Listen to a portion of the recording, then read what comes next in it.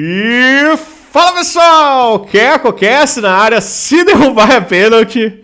Estamos com ele, Pastor Antônio com vocês. Seja muito bem-vindo, pastor. É uma honra, uma alegria recebê-lo aqui hoje no podcast. Que bom, alegria estar com vocês aqui também, né?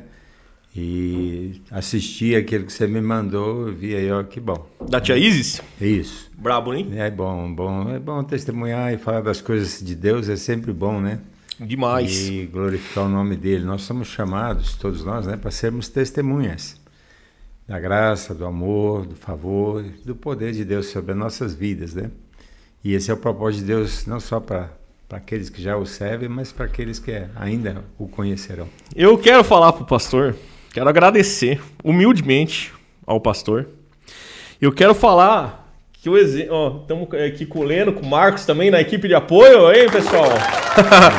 Quero agradecer humildemente ao pastor, porque eu vou confessar para ti, pastor, que eu considerei assim um exemplo de humildade o senhor vir num canal, né, o nosso pequeno, mas tudo, né, todos que são grandes começaram de algum lugar, né? Então, olha, humildemente eu quero agradecer do fundo do meu coração e quero falar para ti que hoje é a realização de um sonho. Amém.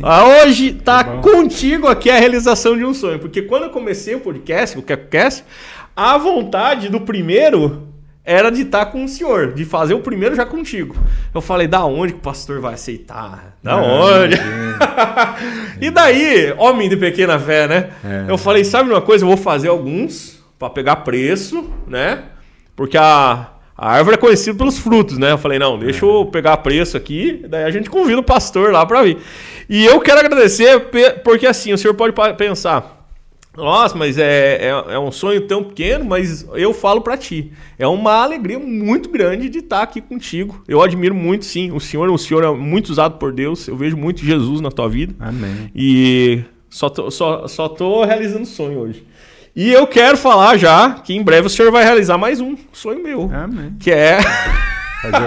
Fazer o casamento. Vai fazer o quê, né? Vai fazer o quê? O pessoal pode dar risada aí, viu? Vocês podem dar risada, pode participar, pode interagir aí também, tá, pessoal? O pessoal tá tudo quieto ali, né? Não, mas é pra Sabe qual que é o sonho? O segundo sonho, o segundo sonho é do senhor fazer meu casamento. Aleluia. Nem... fazer meu casamento. Nem varão eu tenho. Então. Atenção, varão. Agora vai. Mas eu já venho aqui para te dar uma boa notícia sobre isso, sabe? Olha. Ela já nasceu. Tá por aí. Aleluia! Aleluia! Glória a Deus! Já nasceu, agora é só encontrar. Aleluia! Glória a Deus! Atenção, varoas! Liguem para... Lembra do tempo que tinha o programa Em Nome do Amor, né? Mande cartas para a caixa postal. Não, eu gostaria que as garotas que se interessarem por mim mandem-me cartas. Muito bem, podem mandar as cartas para o Oswaldo. É um rapaz bem intencionado, é um rapaz que quer se casar, não quer tomar o tempo das moças. E mandem as cartas assim, olha assim, programa Silvio Santos, namoro na TV, respostas para o Oswaldo. Falar um pouco assim do objetivo do nosso canal, pastor, né? O nosso canal ele é pequeno e a nossa visão, a nossa ideia é o quê? De chamar pessoas que tiveram uma história com Jesus, um testemunho com Jesus e não tem muitas vezes a oportunidade de estar contando para as outras pessoas, né? Hoje, o senhor já é conhecido, dispensa apresentações, dispensa comentário, né? Mas as pessoas, muitas vezes, que estão na nossa igreja, ou que tiveram, de outras denominações, que tiveram um encontro com Jesus, tem uma história com Jesus, e não tem a oportunidade para contar, né? De testemunhar. Nosso objetivo é esse. É uma alegria, né? Do senhor ter aceitado o nosso convite, né? Então, inclusive, né? Na última tivemos a mãe do Marcos, né, que é a tia Isis, que inclusive foi no Dia dos Pais o lançamento do vídeo, né? Foi no Dia dos Pais, né? E se você não assistiu, assista o testemunho de tia Isis de cura, libertação, assim, casou bem na data certa, como diz em Eclesiastes, né? Para todo, há tempo certo para todas as coisas, né? E coincidentemente caiu bem no Dia dos Pais. A nossa gravação está sendo feita agora, mas vai ir para o dia, sabe qual? Que vai ser postado dia 7 de setembro. É dia da independência do Brasil, né? Então, eu quero deixar aqui um livro que, inclusive, estava na nossa conferência, o pastor Arlan Oliveira, né? Nesse livro aqui que eu estou lendo. Inclusive, eu quero agradecer ao meu amigo Jamer. Eu saí do culto, pastor do céu, com aquela vontade no coração assim, de comprar o livro. Quando eu cheguei lá, o meu amigo falou assim, tô com 2 aqui, tá um pra você. Olha que que benção. E que livro maravilhoso. Ele fala de profecia, ensina a gente a profetizar na nova aliança, né? Eu tava pensando assim, mas eu não posso profetizar porque eu sou muito, né? E aqui eu tô aprendendo coisas, verdades, né? Que a gente não é perfeito, nunca vai ser, né? E como, né? Deus falou muito comigo enquanto a gente estava orando para fazer esse podcast, né? E esse livro, inclusive, está me encorajando a fazer isso, que eu quero fazer uma profecia, né? Nessa data tão importante que é a independência do Brasil. Né? Já tiveram profetas, inclusive brasileiros de fora do país, que profetizaram a mesma coisa que eu, um simples servo, vou afirmar. Haverá um avivamento nesse país. E o dia chegou, em nome de Jesus. Amém. O Brasil não é um país de corrupção, ele será lavado pelo sangue de Jesus. Amém. Né? Que todo pecado, toda iniquidade, né? As nossas crianças, né, como veio a tia Izzy testemunhar, o Senhor está vindo agora nessa data tão importante, né? Satanás não tem poder sobre a nossa nação, sobre o nosso país, e eu declaro um país avivado, um país abençoado, em nome de Jesus.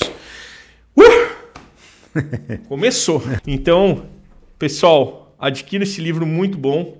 Pastor já leu o nosso livro, né, pastor? Essa daqui é a 2ª edição, tá?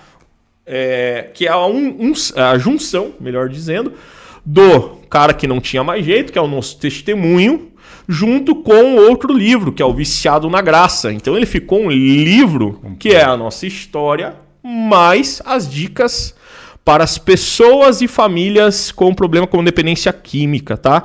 Ele está com 213 páginas, né? Tudo para a honra e glória do nosso Senhor. E eu quero informá-lo a todos que os livros estão esgotados. Acabou, gente. 2ª edição, 2ª tiragem está esgotado, tá? Os livros físicos, tá? A gente só vai agora, devido a um problema de logística, porque demanda muito tempo de produção, logística, e a gente faz totalmente de forma autoral, né? A gente não tem editora ainda, né? Mas demanda muito tempo. Então, pessoal, a princípio vai estar só de maneira digital, beleza? Vai estar o link aí abaixo, vocês podem estar adquirindo. Eu vou estar fazendo também, reduzindo o preço dessa 2ª edição, tá, pessoal? Para você não ter desculpa de não comprar. E também, você comprando uma vez, pode dar para várias pessoas, né? Porque daí é um arquivo só que você pode imprimir, pode dar, né? Esse daqui o senhor já tem, mas eu vou abençoar para o senhor abençoar. Esse aqui é mais completo. O teu... É mais completo. E os erros de português é por conta do autor. Tá bom? É por cortesia minha. Mas tá bom? É a palavra do testemunho, né? Senhoras e senhores, sem mais delongas. Eu me delonguei até demais, né? Mas vocês estão aqui para ouvir o seguinte. Eu quero perguntar para vocês. Tem alguém animado aqui hoje? Eu não ouvi. Tem alguém animado aqui hoje? Amém. Tem dois. E porventura, haveria alguém entusiasmado aqui hoje? Assim segue o povo de Deus, sempre entusiasmado. Aleluia! Graças a Deus. Amém. Chegou pela graça de Deus. Graças a Deus. Tudo é pela graça de Deus. Aleluia. Então, solta a vinheta aí, abençoado.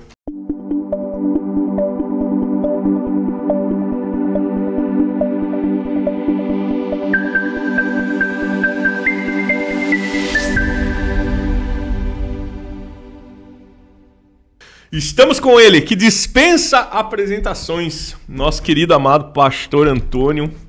É uma honra recebê-lo. Me perguntaram, o que você vai perguntar pro pastor? Eu falei, assunto é que não vai faltar. Tem bastante. Né? Então vamos pelo começo, pastor. Eu quero cumprimentar você, o pessoal da equipe aí, né?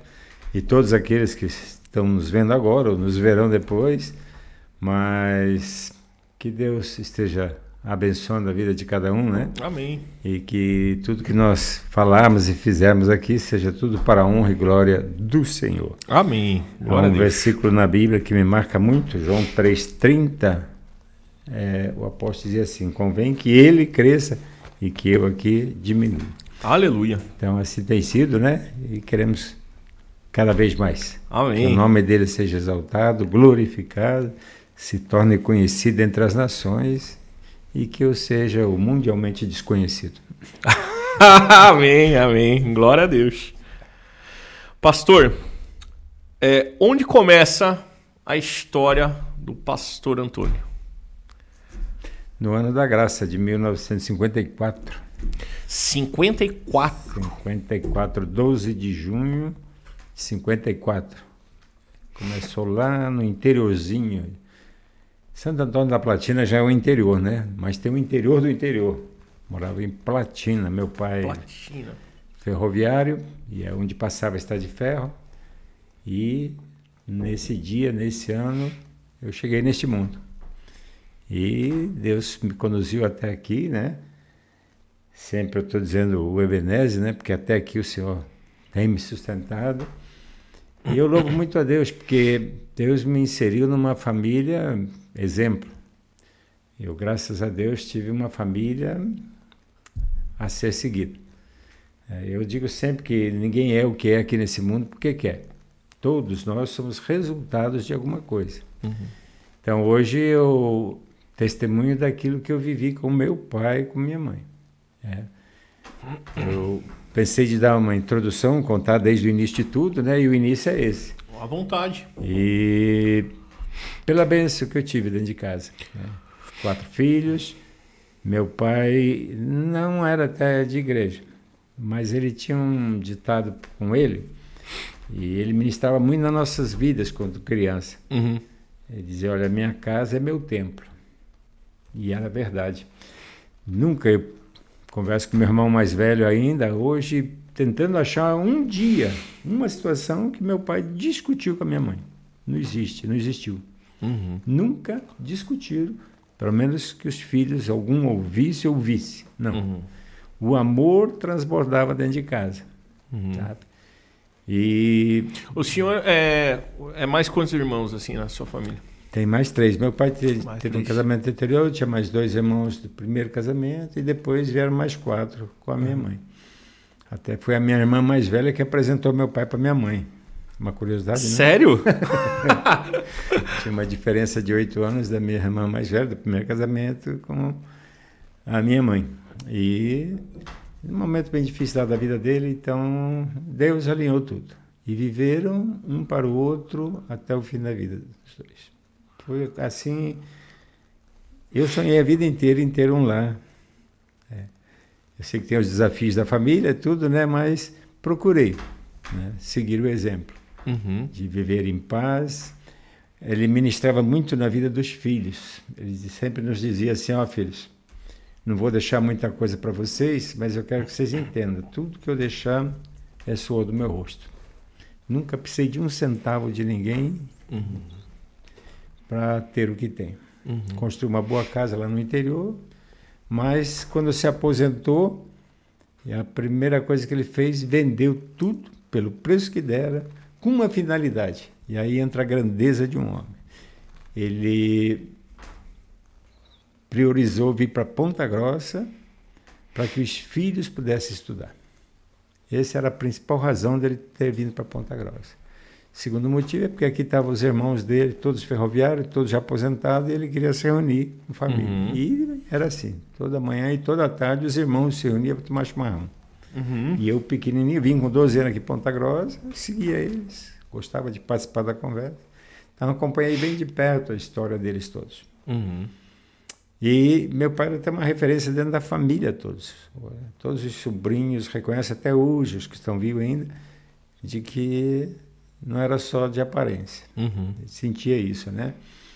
Então aí você vai vendo isso, como isso é importante. E aí eu falo para os casados, né, que têm filhos, a importância de um pai.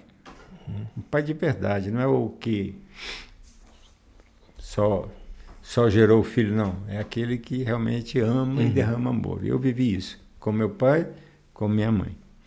Infelizmente morreram cedo, né? Meu pai com 68, minha mãe com 63. Meu pai, quando faleceu, tinha 19 anos. Mas os princípios estavam enraigados. Né? Viemos para Ponta Grossa. Eu cheguei em Ponta Grossa, não gostei dessa cidade. O impacto, né? Você sair de um vilarejo e vir para uma cidade grande. Meus irmãos todos gostaram, né? Tinha até cinema aqui. Mas eu queria ir embora daqui. Né? Não gostei de Ponta Grossa. O sotaque é diferente, os costumes, tudo, né? Muda. Tudo. O Paraná é tão pequeno, mas há uma diferença muito grande de norte e sul, né? Muda tudo. E todos eles realizados, e eu querendo ir embora. E no final da história toda, os outros foram embora, né? E só eu fiquei morando em Ponta Grossa. Já começa o agir de Deus aí, né? Era aqui que ele me plantou e aqui ele me quis, né? E estudei 8 anos ali no Regente Feijó, peguei a época de ouro aí de Regente Feijó, né? E de repente já segunda turma de engenharia civil, passei no vestibular aqui, segunda turma, e de repente apareceu a oportunidade de ir embora.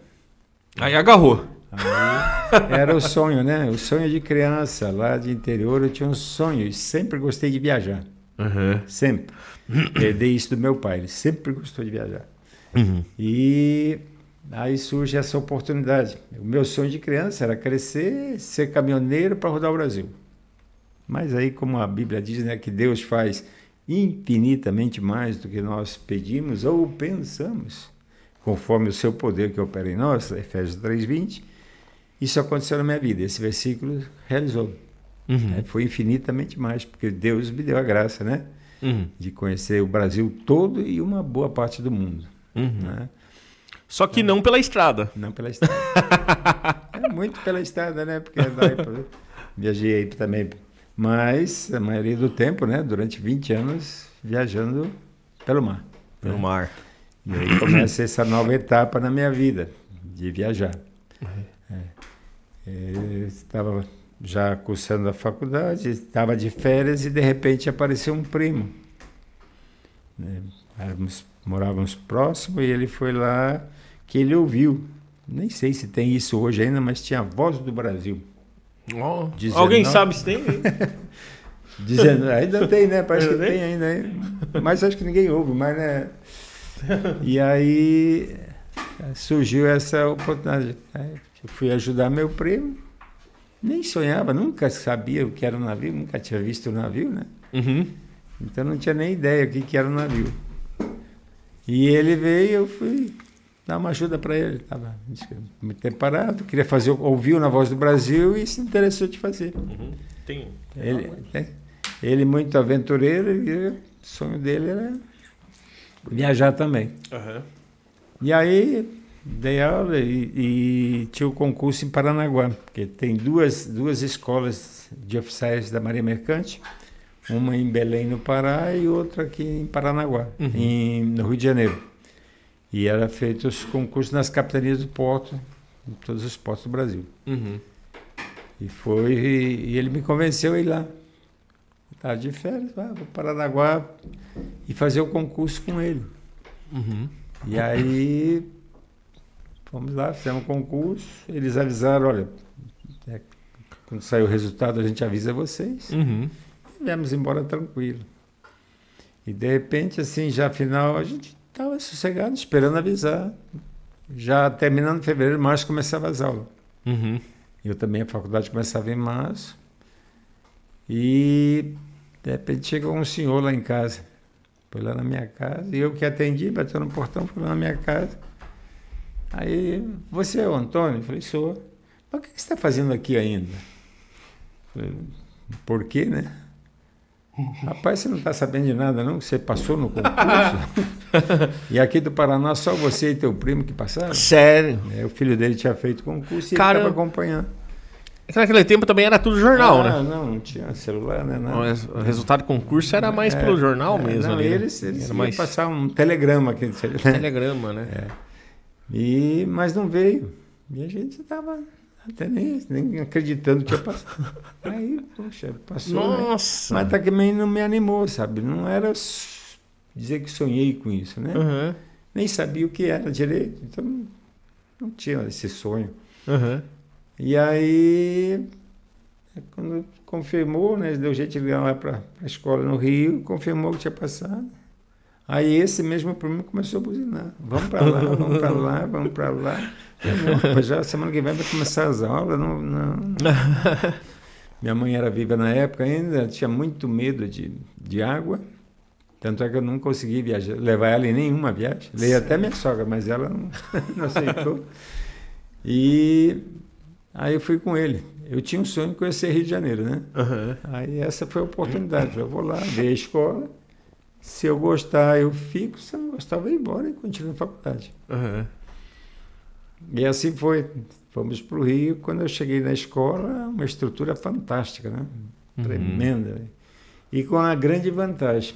A partir dali eu ia ganhar para estudar. Puxa vida. Aqui eu teria mais 4 anos de faculdade, mas tinha que pagar. Uhum. Era, embora estadual, mas tem despesa, né? Uhum. E aí, pela estrutura, por ganhar, eu falei, sabe o que, eu vou... E aí pegamos, né? Eu e meu primo pegamos uma época de ouro. Nunca teve na história de marinha mercante no Brasil um tempo tão bom a partir da nossa turma. Sabe? Uhum. As turmas anteriores à nossa era 3 anos de curso. A partir da nossa turma, que já entrava com o 2º grau completo, era 2 anos só e já ia viajar e já começava a ganhar. Já entrava como um marinheiro daí. Não é marinheiro. Marinheiro, esse termo é assim, o pessoal chama de marinheiro, né? Uhum. Todo mundo. Mas marinheiro, dentro do navio, é o que faz o serviço bruto, pesado. Marinheiro. Tá. No seu caso, já era como... Já entra porque a escola era uma escola de formação de oficiais da Marinha Mercante. Oficiais da Marinha. Entendi. Você já entra com um cargo lá para... Termina a escola, você faz um estágio aí de 6 meses e daí já assume e vai viajar. Entendi. Na época, foi a época da explosão na construção naval no mundo. Uma explosão assim, os estaleiros não venciam produzir navio. Começou isso em 75, os anos 70. Na época que eu fui para a escola em 75, saí em 77, tinha navios parados por falta de tripulante no mundo. Caramba! Então estavam desesperados, o salário era lá em cima, iam lá na escola com as propostas, com as ofertas. Nossa, e não tinha gente? Não tinha gente. Caramba! Por isso estavam acelerando 2 anos e já ia viajar. E aí, qual a conclusão? Faço meu pé de meia em 3 anos, volto para casa e termino minha faculdade. Meu primo dizia, não, eu daqui só saio morto. É tudo que eu queria rotar esse mundo. E aí, as coisas que Deus faz, né? Ele com 3 anos veio embora e eu fiquei até me aposentar. Primeiro que você não queria entrar. Você não queria... Não, nem fazer concurso. As coisas que Deus faz, né? E aí foram 20 anos, né? Caramba! 20 anos de mar. 20 anos. 20 anos de mar. Tá achando aí? Deus deu a graça, né? De poder andar e conhecer muita coisa no mundo afora, né? É tempo. E viajando já, conheci minha esposa. E aí casamos. A Marli, o senhor conheceu no Rio de Janeiro? Não, lá no Rio de Janeiro? Aqui em Ponta Grossa. Aqui em Ponta Grossa. Já estava de férias no final de ano. Vamos conhecer mais da história. Como que o senhor conheceu? Como que o senhor conheceu eu tinha uma vizinha, eu morava ali na Vila Ana Rita, né? De Guaranas.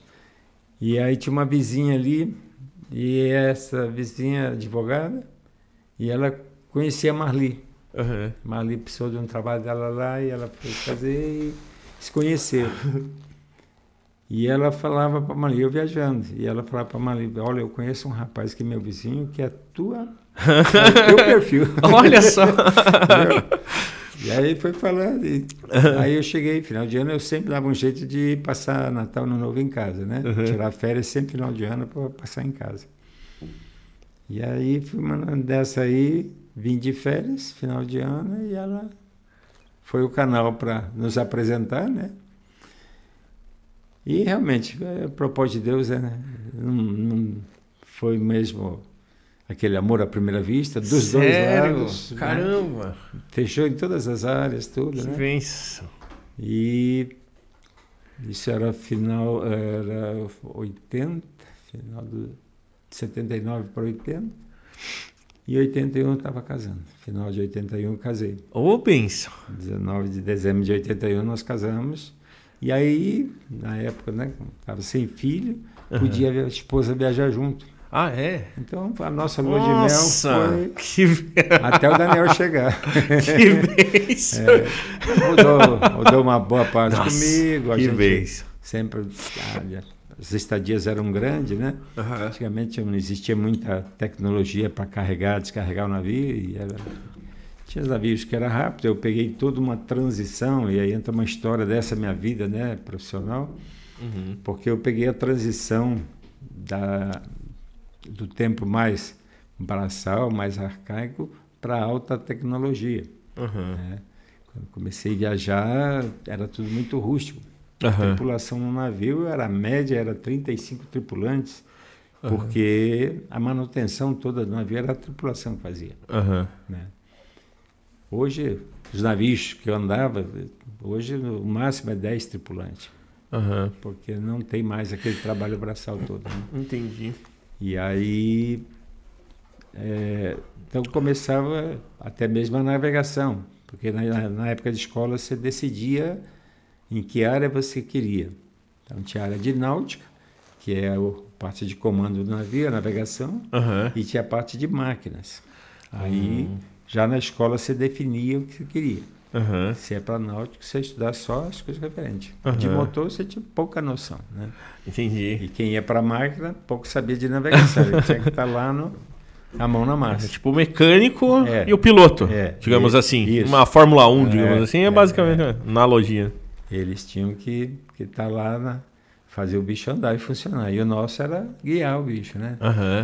Então, aí a gente começava na época como praticante, era praticante, e depois já assumi como segundo, hoje é chamado segundo oficial de náutica. Na minha época era piloto. Então, como segundo piloto. Aí fiz a carreira e terminei minha carreira como CLC, que é o comandante de longo curso. Comandante? Comandante de longo curso. Longo curso. Tem o comandante de cabotagem, que é uma fase anterior, que você pode comandar navios na costa brasileira. Isso é cabotagem. E comandante de longo curso, você comanda qualquer tipo de navio para qualquer lugar do mundo. Entendi. Então, no seu caso, o senhor fazia assim de tripulante, cruzeiro, esse tipo de coisa? Ou não, era mais de carga? Porque o primeiro navio que eu embarquei foi um navio de passageiro. O primeiro embarque. E foi o último navio do Brasil. Como assim?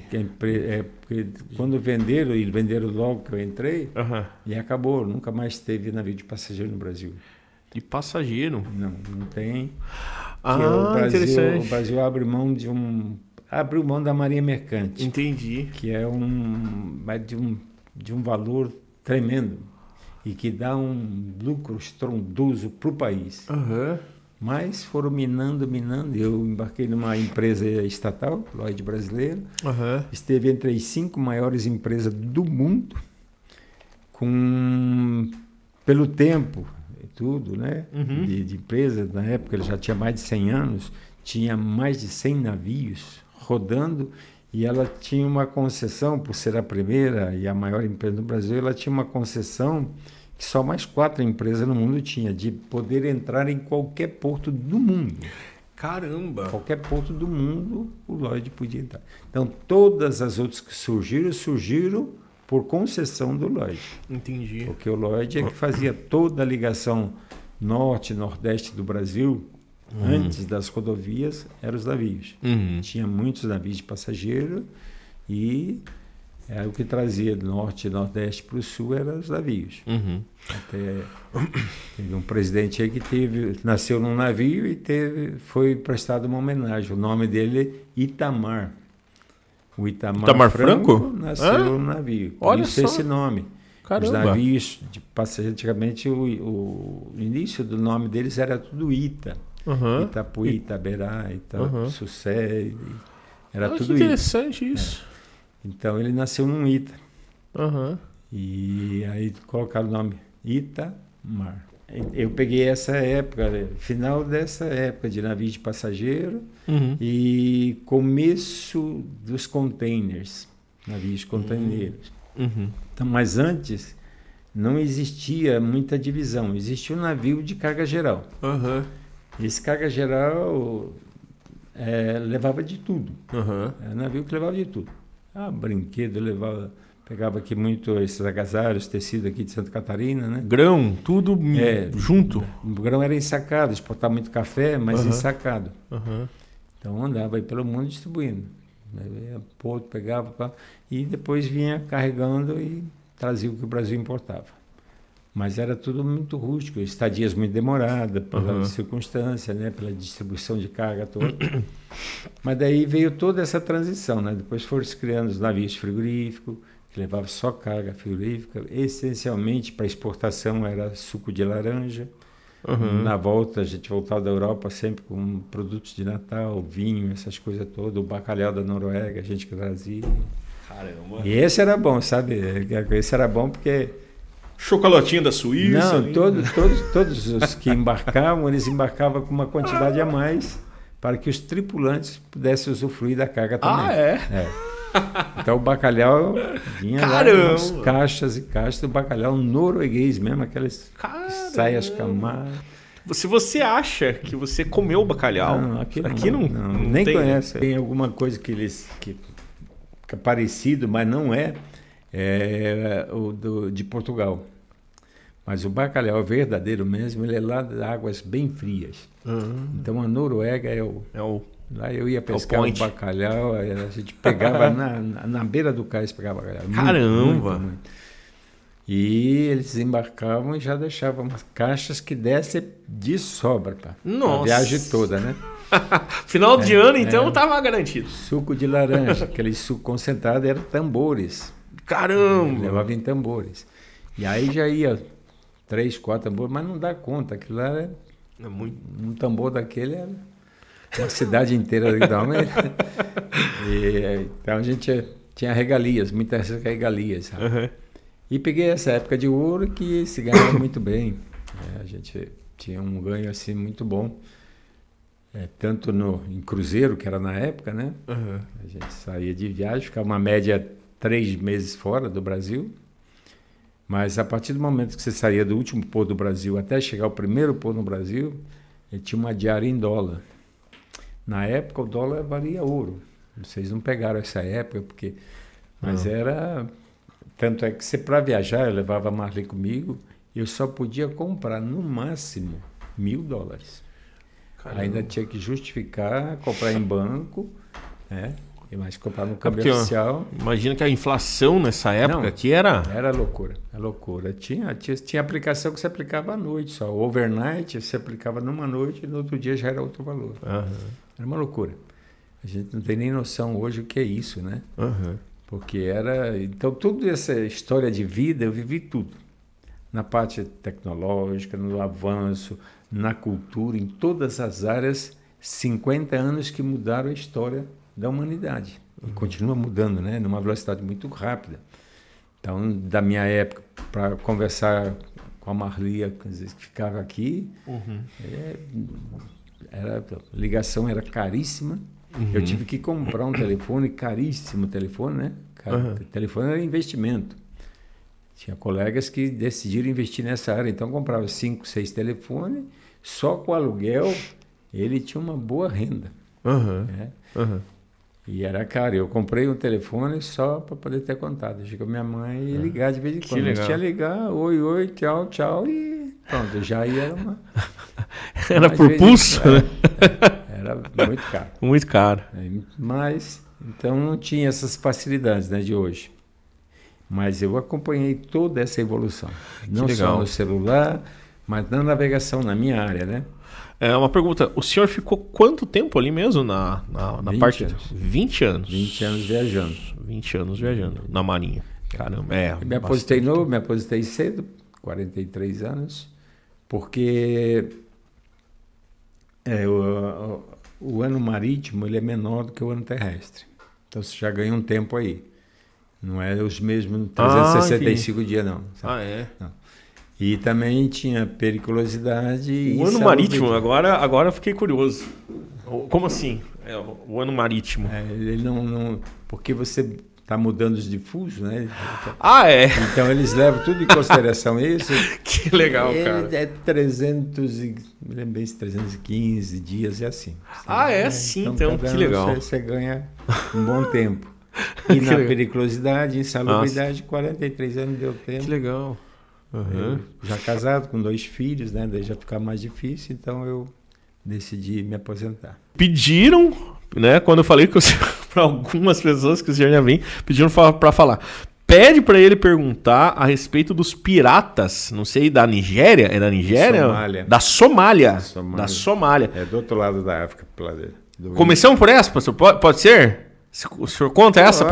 Pode ser. Ou o senhor quer começar por uma monte? Não. Vamos falar aí porque na verdade tem esses piratas lá da Somália que hoje a navegação na costa leste da África lá é complicada. Você tem que abrir bem mesmo, porque senão eles vão e eles sabem, porque o navio mercante, ao contrário do que é o navio de guerra, o navio mercante não pode ter arma.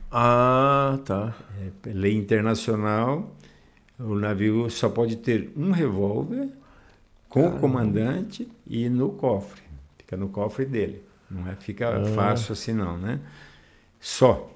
Então esses piratas, eles sabem que o navio não tem defesa nenhuma. Entendi. E foi se aperfeiçoando nessas lanchas rápidas, né? E eles chegam numa velocidade mesmo, né? Da lancha, alcançam o navio é lento. Eles alcançam, jogam as garatelas, né? Prende e sobe. Então, depois que subiu, eles entram fortemente armados e se tentar resistir, eles matam mesmo. Caramba! Joga na água, saqueia o navio. Tem um filme, inclusive, que relata isso, né? Que eu acho que é com o Tom Hanks, se eu não me engano. Me corrija se eu estiver errado, né? Mas tem assim... Que relata então, isso. Esse é o mais complicado. Mas, na verdade, pirata hoje está... Aqui no Brasil é uma vergonha. Você vai no Porto de Santos, aí, navios que vêm de fora, tem que ficar fora, bem distante, que se tiver que aguardar um tempo, e alguém acordado dia e noite é armado, porque vão para roubar também. O senhor nunca teve algum problema assim com os piratas? Assim? Não. Só? Até porque eu evitei sempre a viagem pelo Índico. Entendi. Sabe? Porque tinha viagens para a Índia ali, né? Oriente Médio todo, lá para o Japão, para todo canto. Já tinha navios, linhas, Austrália, tudo. Então, a linha do Japão você tinha que passar lá, né? Porque você contorna a África e subia contornando ali. E, principalmente para voltar, quanto mais você encostar na costa da África, a correnteza é muito forte. Então, você ganha uma velocidade quase que dobra, sabe? Então, mas por conta dos piratas, tem que se passar mais distante e perde esse benefício. Então, aqueles que tentam chegar mais perto, eventualmente estão. E é uma coisa assim, porque é uma terra de ninguém, né? Eles saem do limite da costa deles e entram em alto mar mesmo. Teve uma que nós fizemos uma viagem para... O nosso último porto era a antiga Leningrado, hoje é São Petersburgo, na Rússia. E já era mais se aproximando do inverno. Fomos até Helsinki, na Finlândia. E da Finlândia a gente ia dar 360 quilômetros, mais ou menos, de Helsinki até Leningrado.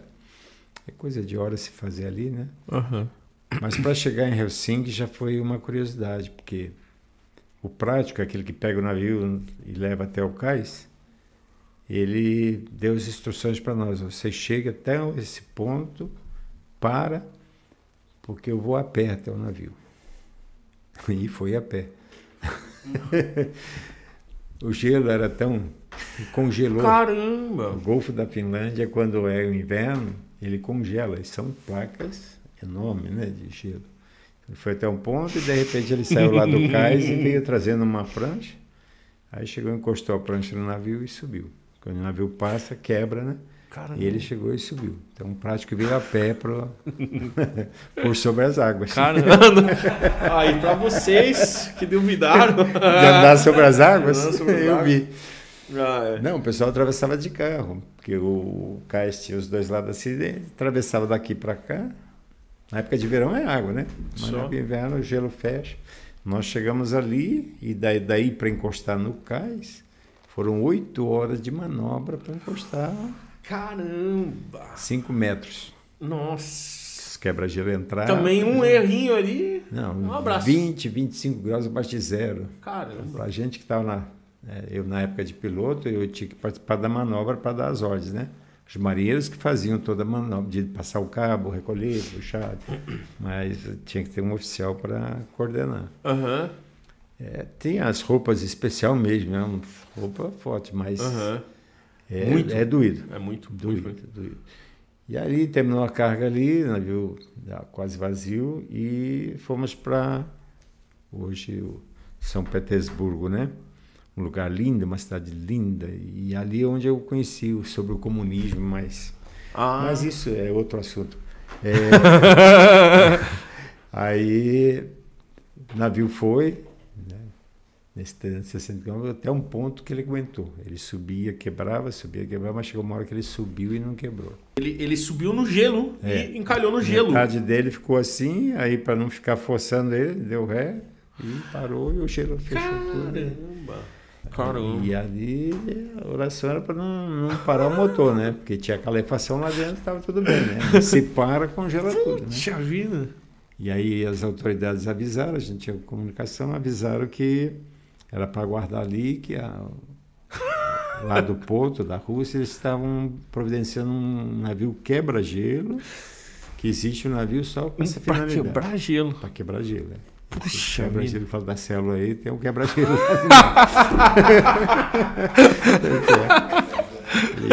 e aí, caramba! Vários navios, né? Todos que tentaram, parou e fica parado. E nessa brincadeira foi quantas horas até? 3 dias. Eu perguntei quantas horas, 3 dias. 3 dias. Puxa Vida. Em poucas horas de Helsinki a Leningrado, era poucas horas. Chapéu. Mas aí foram 3 dias. Aí de repente apareceu esse quebra-gelo, ele ia de navio em navio. Ia quebrando, abria um navio entrar, ele entrava e ia colocando um atrás do outro. Caramba. Fez aquele comboio, né? Uhum. E a gente foi no meio, assim, naquilo. E ele foi na frente quebrando. A proa dele, né, era cortada assim para que ele subisse e tem um peso extraordinário todo na proa. Então aquele peso Que quebra. o do navio não conseguia. Na edição Embora nós fosse vamos mais colocar ali. pesado. Eu nunca vi um navio quebra. Na edição a gente vai colocar ali, É pastor. interessante que ele tem essa proa dele que é bem cortada assim, mas ele tem nas 2 laterais na proa 2 martelos muito pesado que se não quebrar no peso eles vão martelando até quebrar. Puxa Porque vida, são placas muito grandes mesmo. Interessante. Congela. Ali nem é aconselhado. A navegação para mesmo no forte do inverno, porque todo ano é a mesma coisa. Aí, embora seja água salgada, mas é muito É muito gelo. frio. É muito frio. Muito frio. E essa foi uma das curiosidades, ficar encalhado no gelo. Outra curiosidade. O frio que faz aqui em Ponta Grossa é... Esse aqui é a época de praia deles lá. Pastor indo de regata pro culto esses dias. Eu vi, o pastor tava indo de regata pro culto. Não, você já viu o inverno. Você nunca viu inverno de verdade, né? Você pegar, você vê depois Quantos abaixo de zero? 20, 25 graus era médio, que não era inverno, ainda estava começando o inverno. Mas no começo. Vai abaixo de 40, 50 graus abaixo de zero. 50 graus abaixo de zero, cara. Pega, é violento. Mererê. E outra bem curiosa também que pegamos foi na Nigéria, na África. Foi uma época que a Nigéria estava com muito dinheiro do petróleo. Ela era o segundo maior vendedor de petróleo para os Estados Unidos, a Nigéria. E ele tinha muito dinheiro, eles não sabiam o que fazer com o dinheiro. Uhum. Então o mundo inteiro se aproveitou e vendeu as coisas para eles. E o Brasil não foi diferente. Máquinas pesadas, eles compravam tudo. Não sabiam nem operar, mas compravam. Puxa vida. O Brasil empurrou tudo que podia para eles lá. E aí começou a vir navio do mundo inteiro. Então teve navios que ficaram 6 meses aguardando para atracar e descarregar. Caramba! O Porto em Lagos, que é a capital, ele pegava uma média de 8 navios que dava, mas não vencia, porque estava chegando navio o tempo todo. E eu peguei, mas, por Deus, o tempo que eu peguei já estava mais assim mesmo, tive que esperar mais de uma semana para poder atracar. Para poder atracar. Então, levamos de tudo nessa viagem lá, 3 viagens que eu fiz, mas não peguei assim estadias grandes, né? Agora, depois, a curiosidade veio depois que terminou a carga. O navio não era muito grande, mas não era para ter feito o que fizeram. Porque tinha lá, apareceu uma carga num portozinho, nem é porto, um porto de rio, bem para o interior do país, tal de Sapelê. E aí era fardos de borracha, mas o látex ainda, né? Extraíam e faziam-os. E o Brasil comprou, e a gente foi buscar lá. Só que para entrar nesse rio, para começar veio o prático, que era quem conhecia o rio, para levar até lá. Chegou um garoto, mais ou menos uns 20 anos, já foi estranho porque ele chegou já fumando um baseado de maconha. Sabe?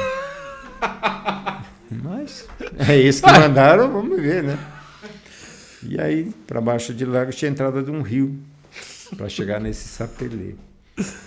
E ele foi lá mas não tem sinalização, não tinha nada, não tinha um farol, nada. Era na cara e coragem, pela sombra ele ia. Ele conhecia bem. Já conhecia. Só que assim, o navio era muito grande para o rio. Então, para fazer uma curva de rio, não dava. Naturalmente não dava, não tinha espaço. O que ele fazia? Ia chegando na curva, ele mandava acelerar tudo que pudesse. Aí ele começava a curva e entrava no meio das árvores, no barranco assim, e ia embora. Aí o navio erguia e voltava para poder fazer a curva. Falei, meu Deus do céu.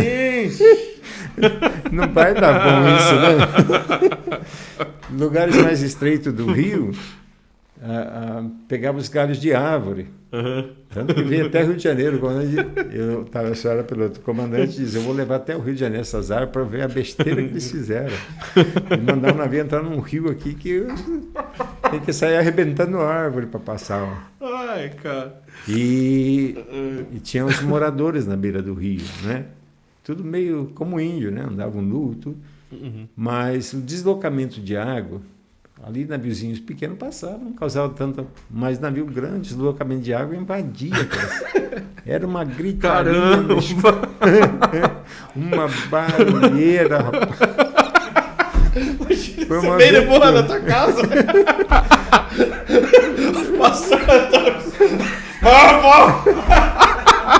Não, porque derrubou muito o barraco, desabrigou muita gente. Gente. Foi embora, rasgando a noite toda aquilo lá, sabe? Aquela aventura, né? Aí chegou lá nesse lugarejo, era uma baía grande assim, e fez para chegar no cais, só cabia o navio mesmo. E aí quando foi para encostar no cais, só encostou a proa. A popa já pegou no fundo, encalhou e não encostava de jeito nenhum. Puxava, não ia. Aí, e agora? Agora como é que vai sair daqui? Sem carga já encalhou, como é que isso? Mas arrumação de carga, né? Colocou mais carga na proa. E aí foi e tal, e conseguiu sair. Nossa, também o cara tava fumando baseado, cara. O senhor tá sendo guiado pelo cara, né? Mas a curiosidade, lá quem mandava na vila tudo, era dono de tudo, inclusive da Presidente Borges, tudo, um marajá. Eu conheci um marajá assim de conversar com ele. Ele era o rei. Manda-chuva. Tudo que mandava, tudo era dele.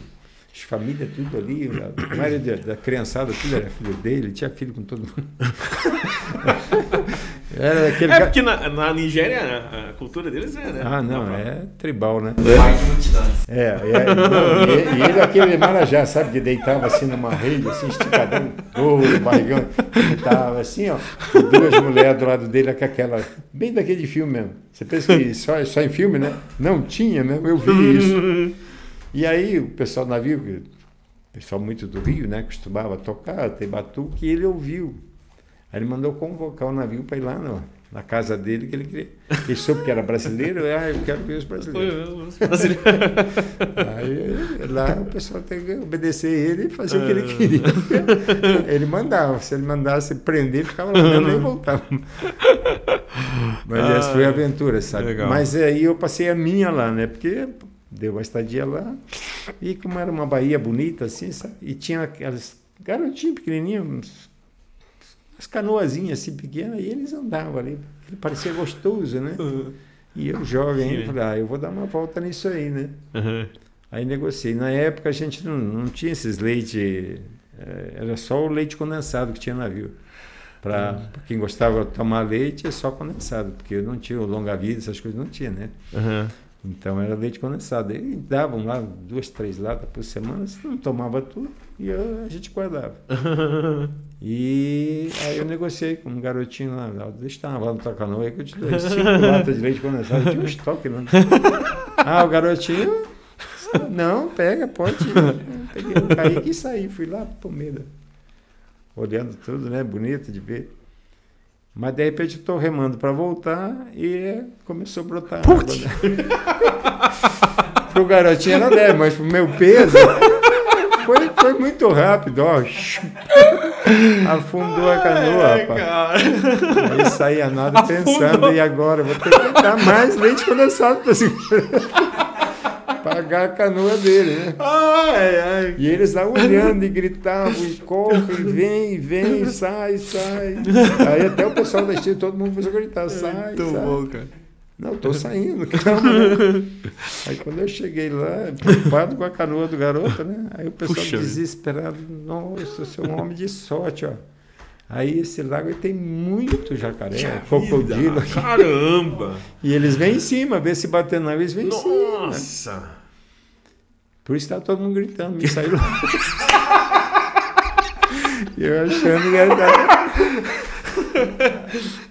Saí lá. O pastor dando tchau pra galera lá, né? Tudo bom? Aí eu falei, olha, eu perdi tua canoa, né? Que livramento. Eu vou te dar o que eu tenho de leite condensado aí pra você. Não tem problema? Não tem problema. Depois te dou um trocar. Aí quando eu subi pra pegar o leite condensado, o garoto na água foi embora, foi lá, tirou a canoa dele e trouxe. Eu já tinha prometido, né? Ganhou a canoa e ficou com todo o meu leite. Levou os leites condensados na canoa daí. Mas foi uma aventura, porque você faz, né? Sem saber, você faz essa loucura, né? Mas depois, olha, foi por Deus. É livramento. Então foi as duas curiosidades, né? Várias outras curiosidades tem, né? Depois que passa. Daniel na Cova dos Leões e Antônio no meio dos jacaré. No Rio dos Crocodilos, Ai, cara. Na Nicarágua também, nós passamos o canal do Panamá lá para o Pacífico. E parou em Corinto, tem uma cidade de Corinto, na costa oeste da Nicarágua. Aí a gente saiu para dar um passeio lá, com o pessoal do navio. Foi avisado, olha, a Revolução Sandinista está aí, está perigoso, não damos garantia de vida para vocês, se quiser sair, pode sair, mas... E armaram até as crianças, tudo tinha fuzil, metralhadora e tal, lá, o caos. Mas aí a gente saiu, não, vamos ali só, tomar um refrigerante, que era de beber, queria beber, vamos lá. E saímos, mas sendo um grupo grande, né? E aparentemente tranquilo, na rua e tal, era tardezinha. E chegamos numa lanchonete lá, sentamos, mas nisso tinha um americano que estava na lanchonete. E ele veio, curioso, de onde que a gente era, conversar e tal. Uhum. E aí estavam ali conversando, de repente entrou um grupo de 5 garotos. Tudo armado. Caramba. Fuzil, metralhadora, tudo. E eu não sei se foi nervosismo que deu no americano. Com certeza ele entrou em pânico. Puxa E vida. em vez de gritar, brigar, chorar, ele foi dar risada. E começou a rir muito alto. Puxa vida. Quando ele riu, aí eu só vi que o garoto chegou na cabeça dele e... e tá rindo do quê? Caramba. Eles falavam espanhol, o americano entendia um pouquinho de espanhol, mas ele estava entendendo o que eles estavam falando, né? Que nós estávamos ali por um fio. Porque lá, nessa época da Revolução, podia matar quem quisesse, a hora que quisesse, não tinha nem julgamento. Se fosse americano, então tinha Nossa! Caramba! Somoza, na época, dava prêmio matar. Mas o cara, pois, ele teve que engolir o riso dele tudo, baixar a cabeça, pedir perdão Mas foi por muito pouco. Então tinha essas passagens assim que às vezes a gente nem sabia do perigo, mas estava lá. Aí o rapaz mata o americano, o senhor começa a dar risada. Daí dá ruim. Dá ruim, não dá. Não dá, né? Mas foi um tempo precioso, sabe? Eu peguei esse tempo de ouro, realizei um sonho, né? De poder viajar, de gostar de viajar. Até hoje ainda gosto de viajar. Eu convidou para ir, vamos. Eu estou sempre com uma mala pronta para qualquer lugar. Legal. Tanto que me botaram pilha aí para ir para o Nepal. Eu falei, Pro Nepal, né? Vambora. A última. Aonde o senhor foi parar? Nepal, mas nunca Nepal. tinha ido Não. para aqueles lados lá? Não, porque o Nepal não tem litoral, né? Não tem poço. O mais próximo do Nepal, que seria ali que o senhor já Índia, tinha ido. né? A Índia. Pra Índia. Porque ele faz fronteira com a Índia. Até teve uma passagem Não, nessa mas- viagem do Nepal também curiosa, porque a cidade que nós ficamos, Dangari, dava assim, daqui para Carambeí ali, da Índia, da fronteira da Índia, sabe? Uhum. Não dá nem 20 quilômetros. E aí o próprio pastor lá, ó, tem uma tarde de folga, eles quiserem ir lá na Índia, a gente vai. Então vamos lá para a Índia, quero mais um país aí, vamos lá. Só que nós chegamos, ninguém sabia, ninguém avisou, nem o pastor de lá. Chegamos na fronteira, todo mundo filmando, né? E a gente ia entrando, é uma fronteira seca. É um Paraguai desse, só que assim, não tem rio nada, né? Era seca, uma multidão para lá, para cá, aquele... Né? E nós chegamos, fomos entrando, né? Ia entrar, não deixaram. De repente deu uma policial gritando, para. Bem na fronteira parou. Aí ela chegou, não sei se não pode entrar aqui. Ué? Mas eu perguntei por quê, né? As leis não permitem, né? Você tem autorização, tem visto? Não temos nada, nós estamos aqui na cidade aqui perto, viemos aqui só conhecer. Daí ela perguntou de onde a gente era. Brasil, né? Aí quando falou Brasil, daí já abriu ela as portas. viu, mas assim mesmo não podia entrar. Ah, é? Não. Caramba. Aí até falei com ela, vem cá, mas só pôr o pé aí do teu lado eu posso? Aí ela riu, né? Aí eu falei, eu pôr o pé e já pus o pé, né? Eu falei, eu pus Tá o pé preso! Pus o pé na Tá Índia. preso! Né? Aí só falei pro pessoal da Índia, ó, vocês dêem volta nesse marco aqui, ó, que aí vocês já passaram pela Índia. Mas de repente chegou 2 policiais do Nepal e queriam confiscar nosso celular, tudo, queriam confiscar as filmadoras do Thiago. Mas aí ele entrou, não, foi eu que filmei, eles não filmaram nada. Mas nós tínhamos filmado, eu estou com a filmagem toda de lá, né? Caramba! Mas ao dele fizeram ele apagar algumas coisas lá dele que ele tinha filmado, ele abriu, mostrou e apagou. E voltamos logo, vamos embora que chega de aventura. Tem a história, pra gente dar continuidade, da tempestade, né? Essa daí é conhecida de alguns. Essa é braba, hein, pastor? Essa é braba, hein? Algumas experiências assim, né? Peguei 2 furacão bem forte. Um peguei atracado no México. O Golfo do México é um formador de furacão mesmo, né? Uhum. E estávamos atracados, o porto, as autoridades vieram avisar, olha, está vindo aí, está vindo forte. Se vocês tiverem como amarrar, a gente chama amarrar, os cabos que passam em terra, né, para segurar o navio. se estiverem bastante, aguente segurar, vocês podem ficar, senão tem que sair. Vai encarar lá fora, porque senão vai se desgarrar aqui e arrebentar o cais tudo, né? Teve até um que tentou sair e chegou até, né? Tinha umas muralhas de proteção do cais, ele saiu e chegou e ele ficou ali e queria ir, não ia. Mas depois ele conseguiu vencer e saiu no meio de um temporal mesmo, né? E nós ficamos ali, né, seguro. Foi bem também interessante, porque nos jornais do dia seguinte tinha até uma vaca voando.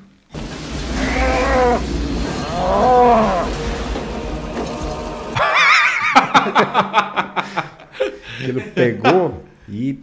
Caramba! E conseguiram fotografar a vaca voando. Ó. Três tripulantes estavam em terra, não deu tempo de chegar até o navio, vieram correndo quando viram a notícia, né? Para ficar no navio. Qualquer coisa que o navio sair tinha. E aí eles chegaram do armazém, né, para chegar no navio, um espaço aí, não dava os 10 metros. Eles tentaram e o vento jogou os 3 para trás. Puxa vida. Aí eles tiveram que vir se arrastando, se agarrando, para o vento não jogar. Você não pega, é perigoso levantar e ela vai embora.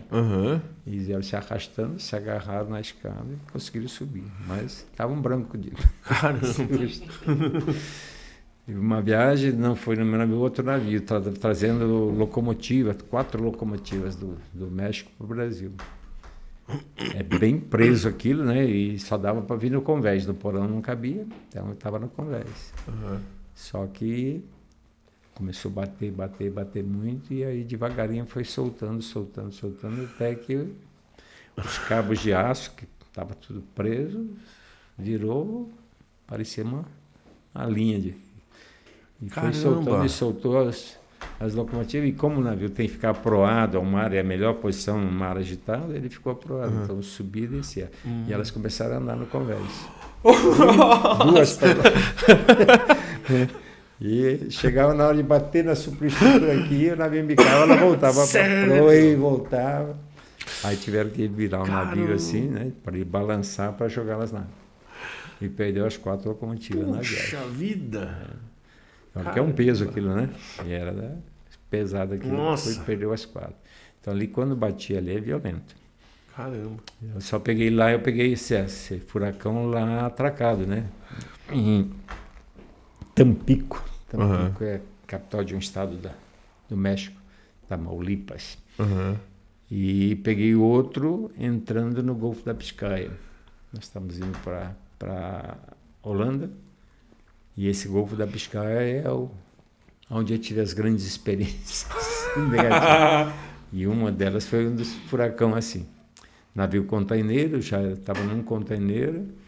Ele tem uma superfície vélica, né, a altura de contêineres, que ali ele faz uma parede. Nós sabíamos que ia pegar. Foi avisado, e eu, na época, era primeiro piloto, fiz o cálculo da velocidade que ele estava vindo e a nossa, e a gente ia se encontrar bem na entrada desse Golfo da Biscaia. Um pouquinho para baixo tem o Porto de Vigo, na Espanha.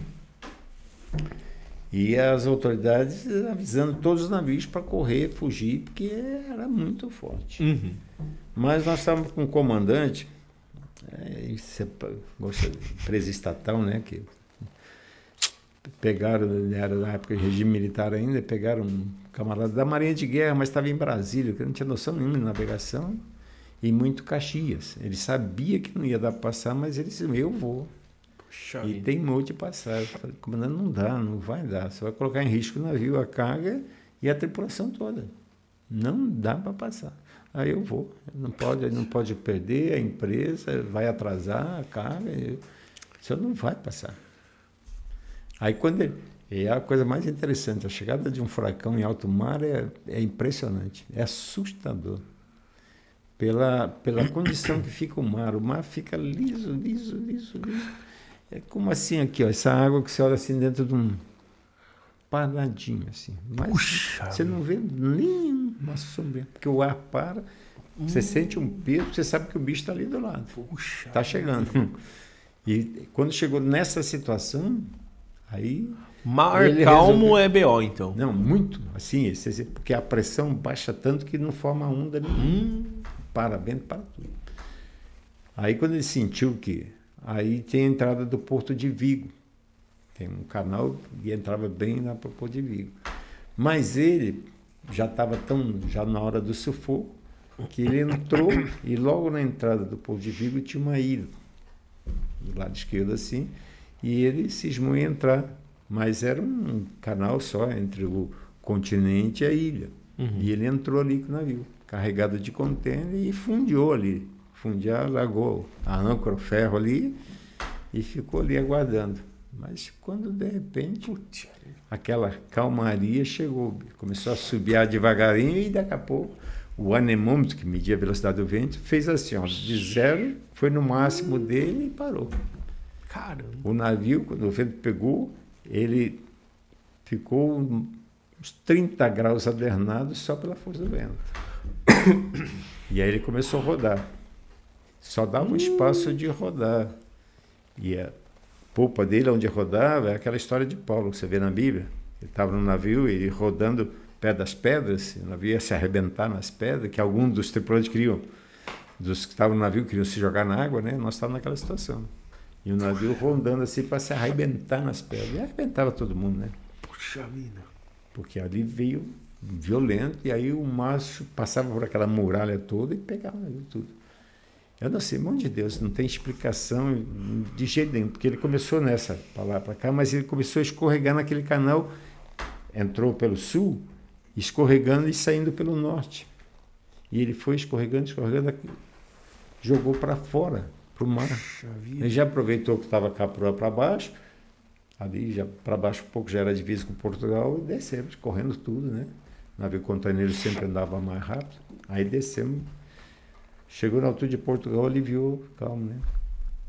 Mas ele estava impaciente, queria passar. Não dá, não passou, é um furacão, já tem nome, quando tem nome é furacão. Só é hurricane quando tem nome, se não tiver nome é só vento forte, é tempestade. Mas quando tem nome, já está caracterizado por aqui. Ele conseguiu jogar para fora, a gente desceu, aí amanheceu o dia. Quando foi olhar a situação que estava a âncora, porque subiu com tudo, né? Recolheu a âncora para poder navegar. Estava toda emaranhado de cabo de aço. Nossa. Com certeza deixou a ilha sem comunicação, sem luz, porque o navio foi limpando tudo que passava do continente para a ilha, ele limpou embaixo. Caramba. É. E aí tira logo aquilo, joga na água para ninguém saber que a gente esteve por ali, né? Era noite, mas ali foi também um furacão bem pesado. E ali mesmo nessa Biscaia que foi a maior, né? Peguei Mar do Norte, carregando na Noruega, pegamos 5 dias de temporal até se esconder na Inglaterra, o Canal da Mancha ali, e foram 5 dias de mar muito brabo. agitado. O Mar do Norte é assim, ele muda. Agora esse Golfo da Biscaia, ele é assim, tá bem bom e do nada. Ele tem uma explicação, né, disso, porque a Gulf Stream, que é a corrente do Golfo do México, começa ali no Golfo do México, ele sai pela Flórida, depois ele sobe costeando os Estados Unidos, e já quase chegando no Canadá, ela atravessa o Atlântico todo, e daí ela termina nesse Golfo da Biscaia, que é um golfo entre a França e a Espanha. Norte da Espanha, sul da França, forma esse golfo. Ali é um cemitério de navio, que de repente levanta, e ali que aconteceu o milagre. O maior risco de vida foi ali. Se eu estou aqui hoje, foi o milagre de Deus. Esse é o testemunho que eu sempre conto na igreja. Que não tem nada a ver com o Triângulo das Bermudas. O Triângulo das Bermudas é uma consequência dessa Gulf Stream também, porque ela é uma corrente quente, muito quente. Sai do Golfo México, sobe ali, e ali quando ela sai, que ela começa a subir pela costa Flórida, aí ela pega o primeiro impacto com as correntes frias. Então muda de repente. Eu passei no Triângulo das Bermudas, mas isso aí já foi comprovado que era tudo invenção, né? Vender livre, o cara ficou rico com isso. Muitos navios que ele colocou ali foram descobrir depois que navio que afundou lá no Pacífico, depois que foi ali, né? Que o negócio subia a tripulação, às vezes subia só o navio, é tudo invenção. Passei várias vezes ali, nunca vi nada. Não. Queria ver se tinha algum, mas nunca vi nada. Mas tem explicação por causa dessa corrente. E ela faz o estrago final lá nesse Golfo das Biscayas. E nós estávamos... O último porto foi Le Havre, na França, estava voltando para o Brasil. O navio frigorífico, menor, e com meia carga, não estava totalmente carregado. Tinha que pegar bacalhau, pegando produtos de Natal, era final de ano, ali na França. Foi o último porto. Na hora de sair, as autoridades avisaram o comandante. Ó, comandante, não dá para ir. O mar lá fora está... O prático já ia sair com o navio, ele disse, olha, eu não vou levar vocês. Não levo. O comandante, eu era o primeiro piloto, então eu era o responsável pela navegação. Ele me pediu a estimativa de chegada no Rio de Janeiro. E eu fiz o cálculo todo. Quando ele olhou, ele disse, bem no dia do aniversário da minha esposa. E em cima disso, lá na hora da visita, vem pessoal de alfândega, autoridade toda, e ele gostava de mim. E ele já estava meio tocado. E quando eu falei, eu vou. E aí ele falou, prático, ó, eu levo até metade do canal, posso levar o senhor. Da metade para frente, por sua conta e risco. Aí eu vou. Puxa vida. A tripulação já saiu a contragosto. Mas ele cismou de sair. Já saiu na pauleira. Você navega um pouquinho e já entra nesse Golfo da Biscaia. Quando entrou ali, aí encrespou. Foi crescendo, foi crescendo, foi crescendo, e por último já tinha ondas de 20 metros de altura. Nossa! Você pensar, 20 metros é um paredão d'água. Nossa!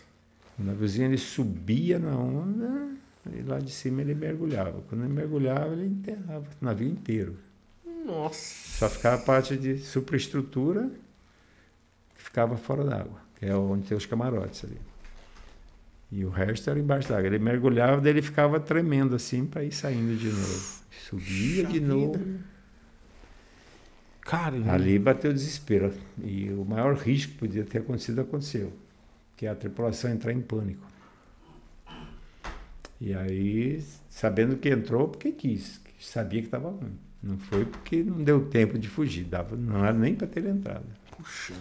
E tripulação em pânico, você perde o controle. Né? Eles querem matar o comandante, ninguém mais fazer nada, parou tudo. Né? Quem era de beber foi beber, quem era de rezar foi rezar. Caramba! E parou. Eu tinha um marinheiro, porque na tempestade o piloto automático não funciona. O radar muito menos, porque o radar ele começa a pegar as ondas, reverberação das ondas, você fica a tela toda vermelha, você não vê ninguém. Formou uma neblina, então você não vê nem no visual, nem no radar. Você está navegando aí cega. E aquele está ali, lutando e pedindo a Deus para não parar, porque se parar, ele atravessa na onda, uma onda dessa, pega ele entra num sincronismo, né? Vai e volta, daqui a pouco pega uma hora e vai de vez. E foi assim. Estava lá no meu horário de serviço, e eu estava... O horário meu de serviço é das 4 às 8. E estava lá e, de repente, meu marinheiro pediu para ir tomar um café. E desceu para tomar um café. E eu tive que pegar porque o marinheiro serve para isso também. É o que pega o timão para... Você só dá as ordens, né? 10 graus para cá, 20 para lá e vai... Uhum. E ele desceu, liberei para tomar um café e eu peguei. E o comandante lá em cima.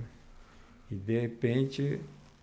Deu um balanço, veio uma onda atravessada, pegou aquilo lá e o navio deitou, foi uma barulheira ensurdecedora. Um camarote destruiu inteirinho. Nossa. De uma cadeira que estava solta dentro do camarote, não sobrou nada. O pedaço de madeira maior era assim de cama, arrebentou tudo. Caramba. E a carga tinha caixas de madeira com bacalhau. Então... As pilhas se desmancharam e começou a bater. Nessa que ele adernou que a borda entrou. Ali foi um passinho para embocar. E nessa, o comandante que estava meio, ele caiu para o lado e sarou na hora da caixa. Nossa! Aí no desespero ele virou meio chozinho. Nós temos que correr. Não era nem para ter saído. Agora vamos ter que achar um jeito. Só a nossa volta tinha 11 pedidos de socorro. Navios que estavam afundando. Nossa. Mas o que a gente vai fazer, né? E nem as autoridades, não tinha como chegar um helicóptero, nada. Não né? tem o que fazer. Não tem o né? que fazer. Os barcos salvam a vida. Se o navio não aguenta, um barquinho nem adianta nada. E aí, quando deu aquele balanço, vamos correr. Eu falei para ele, olha, eu já estive em Bilbao, norte da Espanha, né? E lá tem uma muralha muito grande, por conta desse mar. Tem uma muralha muito forte que abriga a Bahia, né? Que Bilbao não tem porto, é Santurce, que é emendado com Bilbao, que tem o porto, né? E aí eu falei, vamos para lá, comandante. Aí você jogava o mar pela popa, né? Então já não balançava tanto e você ia se abrigar. Mas aí você tinha essa questão, como que você está aqui para virar para lá? Puxa, porque se você pegar uma aqui, você vai girando o navio é lento, né? Nas manobras, você girar e pegar a onda vindo, tá? Feita a tragédia. É mão de Deus, eu não digo que foi habilidade minha, não. Na hora que eu estava, né? Eu esperei um momento assim, senti que dava, e a Deus, ele obedeceu rápido, sabe? E eu joguei o mar pela popa, o meu marinheiro não voltou mais. Era eu e Aí quando eu joguei aí estabilizou mais o navio, mas estava aquilo, né? O mar pegava, ele levantava a polpa aqui e errava. Aí eu pus um pouquinho no piloto automático, que ele segure mais ou menos, eu tenho que traçar o rumo para saber para onde que eu vou e que rumo eu tenho que ir para ir lá. E corri para lá e estou ali traçando, tracei a reta para lá e voltei correndo para pegar o leme, tirado do piloto automático, o manual é mais seguro. Uhum. Aí quando eu estou saindo assim, eu só escutei um apito. Bom. Quando eu saí para fora, assim, do passadiço, uma sombra passando assim, aquele paredão assim, passando do nosso lado. Assim. Passamos assim, ó. Você tá brincando? O dobro do nosso tamanho. Meu Deus! Se eu não dou o giro, se não é Deus, naquele exato momento, eu digo, não estaria aqui. Não estaria aqui, não ia sobrar nada. Meu Deus do céu! Ele não me viu, eu não vi ele. Que também na tempestade não tinha nada no radar, não dá para ver nada. No visual nada. Não dá para ver nada. Os dois às cegas. Então Deus ainda me mostrou o livramento que ele me deu. Aí seguimos, entramos lá nesse porto de Bilbao, Santurce lá. Aí ele perdeu a pressa. Aí 2 dias depois o mar já estava bem mais tranquilo, passou o furacão todo, a tempestade toda. Aí todo mundo querendo vir embora, né? Cansado, tudo. Ah, não, agora enquanto não ficar bem liso mesmo. Ficou mais um dia ainda sem necessidade, mas ficou mais um dia. Gente! Mas ele deu sorte, porque o pessoal foi beber, foi largar no serviço, até meu marido largou o serviço, mas tinha uns deles lá que queria pegar ele e jogar ele na água. Jogar o comandante na água. Com razão ainda. Teve um que trabalhava nas máquinas e diz, olha, tem uma filha, e ele chorava Nossa, imagina o desespero. E ele diz, ó, se eu chegar vivo no Rio de Janeiro, nunca mais eu piso num navio. Não levou nem a bagagem dele. Tracou no Rio de Janeiro e sumiu. Caramba. Você viu que recolher a bagagem dele, levar para a empresa e depois eles entregaram para ele lá. E nunca voltou mais. Caramba. Então teve Mas também, ó. os ossos do ofício. Nossa. Se de jogar o comandante no mar acontece mesmo? Ou é só uma ameaça? Não, em pânico o ser humano perde a razão, né? Ele perde a razão. Esse que ficou em pânico, porque ele só pensava na filha dele. Tinha a filhinha pequena e na esposa. Meio novo, né? De viajar, não tinha tanta... Então ele realmente, aquele ali, se ele encontrar, o comandante não saiu mais lá de cima, né? Ele se isolou e só chegava as notícias. Ó. Puxa vida. Se cuida. Não anda por aí, não vai tá querer ver como é que tá o ambiente lá embaixo, não, que você não sobe mais. tá engrossando pro teu lado. É porque na hora do desespero, né? O pessoal pensa... O ser humano perde a razão, sabe? É igual o Jonas lá, né? Vamos jogar Jonas aí também, mano. Foi a solução. Vai que é o mar na calma, né? Foi a solução, né? Para resolver, né? Mas teve, assim, outras ocasiões também, né? De pegar, assim, esse de 5 dias. Aqui uma viagem também bem pitoresca, nós fizemos... E aí entra a parte da conversão. Né? A minha conversão, eu comecei a frequentar a igreja em 91. Através da minha esposa, eu não gostava de crente. Pastor para mim era um cheiro abominável. Olha, só para vocês entenderem, ele não queria fazer faculdade, entrou, né? Entrou na Marinha. Ele não queria entrar na Marinha, ele ficou 20 anos na Marinha. Ele não gostava de crente e virou pastor. Não, ele não gostava de pastor, né? Eu não queria ser crente, eu virei crente. E não queria gostar de pastor e... Não só eu, né? Deus, para mostrar que ele é Deus, me fez pastor, minha esposa pastor, meu filho pastor, minha filha pastor, meu genro pastor, minha filha pastor, e os netinhos estão crescendo. Igual esse daqui, você chegou a ver o do Lennon, o testemunho do Lennon? Ele também. Depois você vê lá, pastor. E ele não queria ser crente, né, Lennon? Não queria ser crente de jeito nenhum. Não, lá da historinha de onde eu nasci, lá em Platina, a minha mãe só tinha uma irmã. E essa irmã da minha mãe, ela era terrível. Ela detestava crente. E ela, nós tudo pequeno, e lá tinha um grupinho de crente. Onde começou a congregação do Brasil foi em Santo Antônio da Platina. O começo dela foi lá. E lá em Platina tinha um grupinho de crente, uma igrejinha deles. Eles tinham que andar todos juntos, porque essa tia incentivava nós a jogar pedra neles. Esse povo não presta, esse povo é do diabo. Esses Bíblia, chamava ela como ofensiva, esses Bíblia, que andavam com Bíblia na mão, né? Esses glória, porque eles andavam dando glória a Deus, né? Então ela... E assim eu criei assim. E o que gerou? Né? Para mim, o pastor, camarada vadio, não serviu para serviço nenhum, né? Mas falava bem, se aproveitava disso para enganar os trouxas para tomar dinheiro. Né? Tanto que quando minha esposa... Eu cheguei de uma viagem, minha esposa não ia em igreja nenhuma. Eu ia na missa, levava o Daniel, a Melina nas missas, né?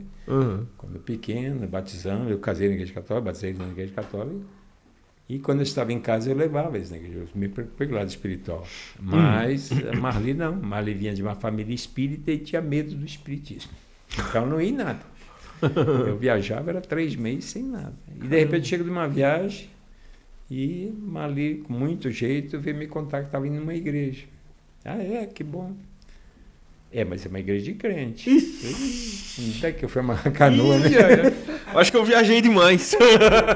Fiquei muito tempo fora. E queria ir em todos os cultos.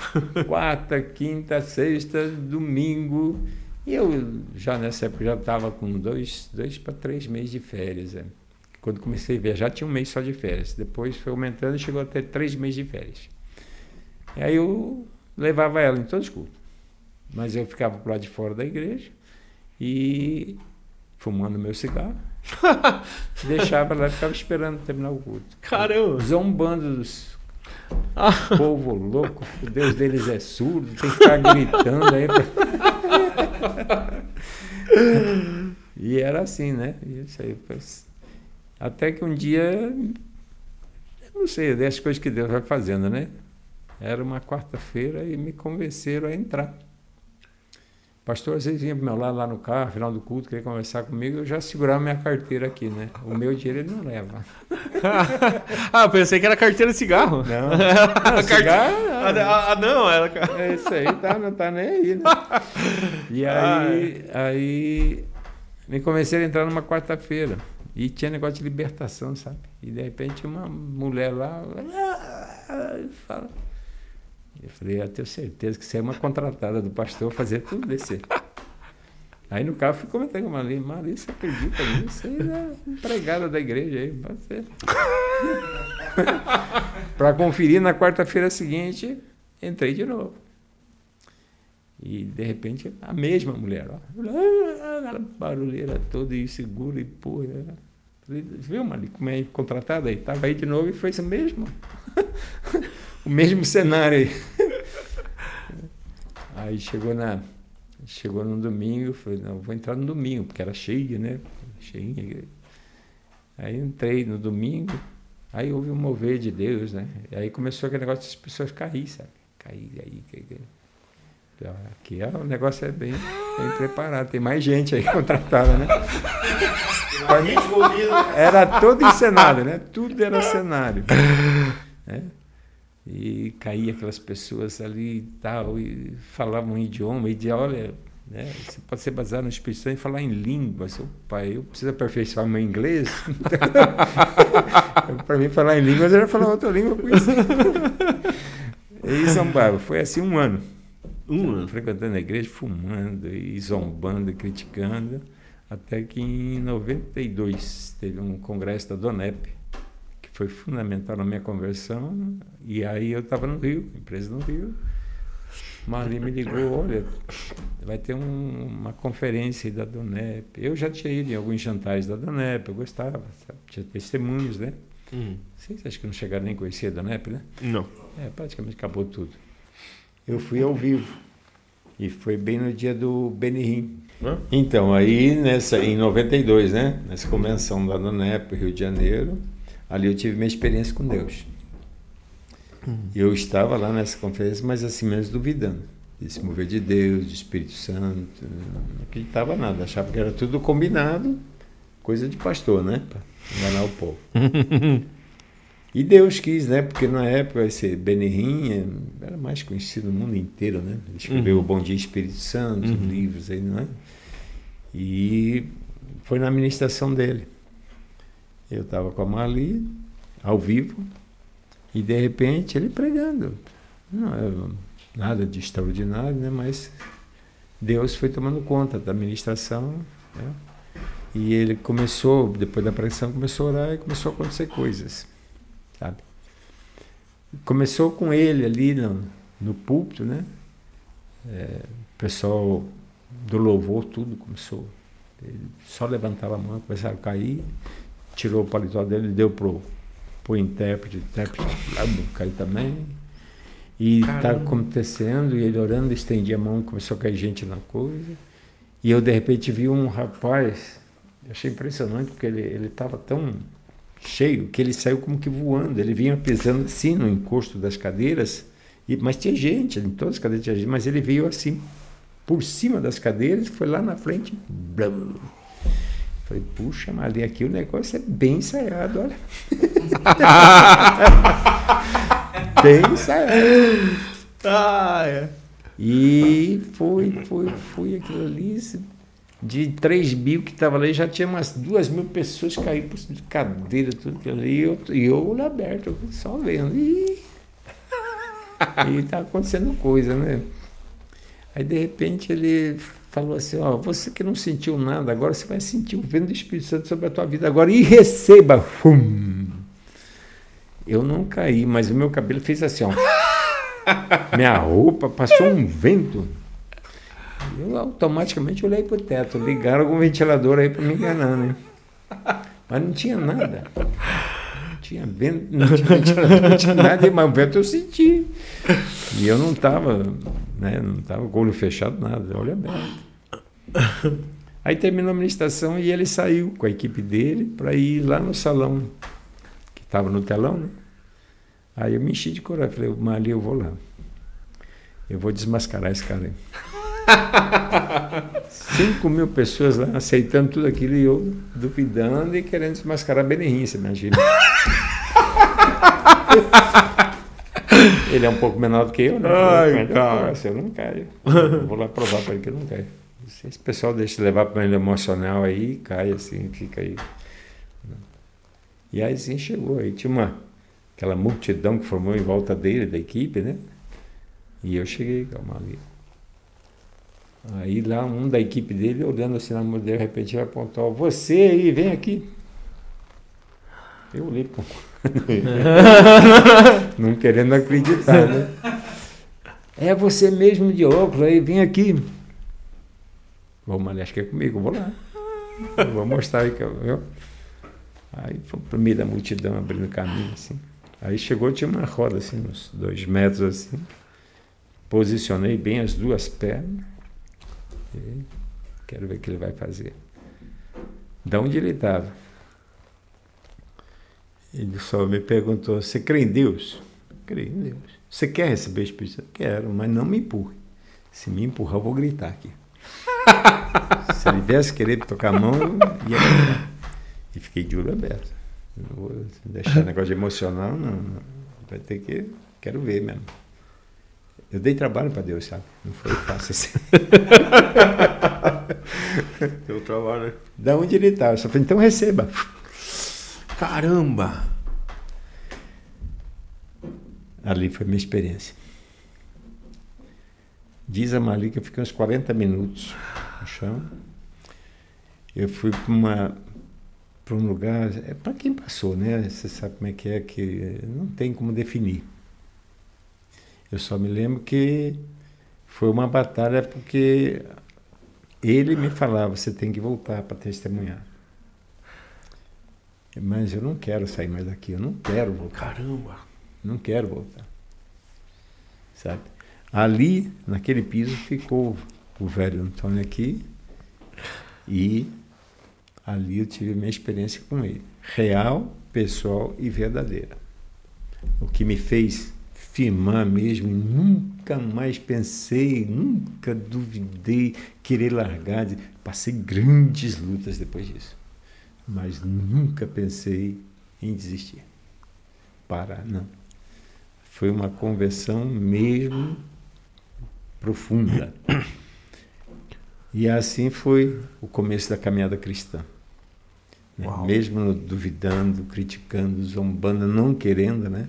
Não, ser crente nunca. Ser pastor, então, foi um ano de briga com Deus. Não, você andar de navio, de igreja, não. Uhum. Não, mas vai. E aí ele foi preparando tudo, né? E foram 21 anos na outra igreja que estava, e de repente Deus vem e fala claramente comigo, e às vezes até um rapaz de dentro da igreja diz, olha, acabou o teu tempo, Deus vai tirar você para pastorear um rebanho dentro de um rebanho.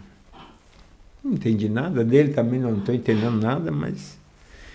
E aí chegou, já nos últimos tempos, uma semana antes de eu sair, pastor Messias Anacleto de Londrina estava em Ponta Grossa, muito amigo do pastor João Valentim, que era o dono da chácara que a gente fazia o encontro.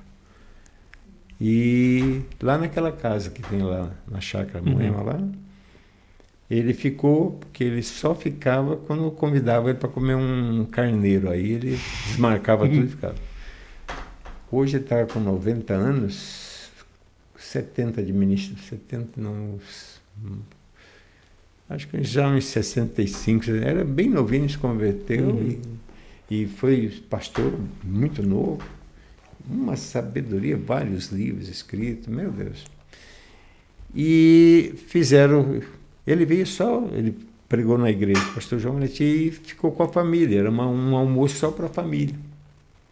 Mas aí correu, ventilou na família lá para me convidar a participar do almoço.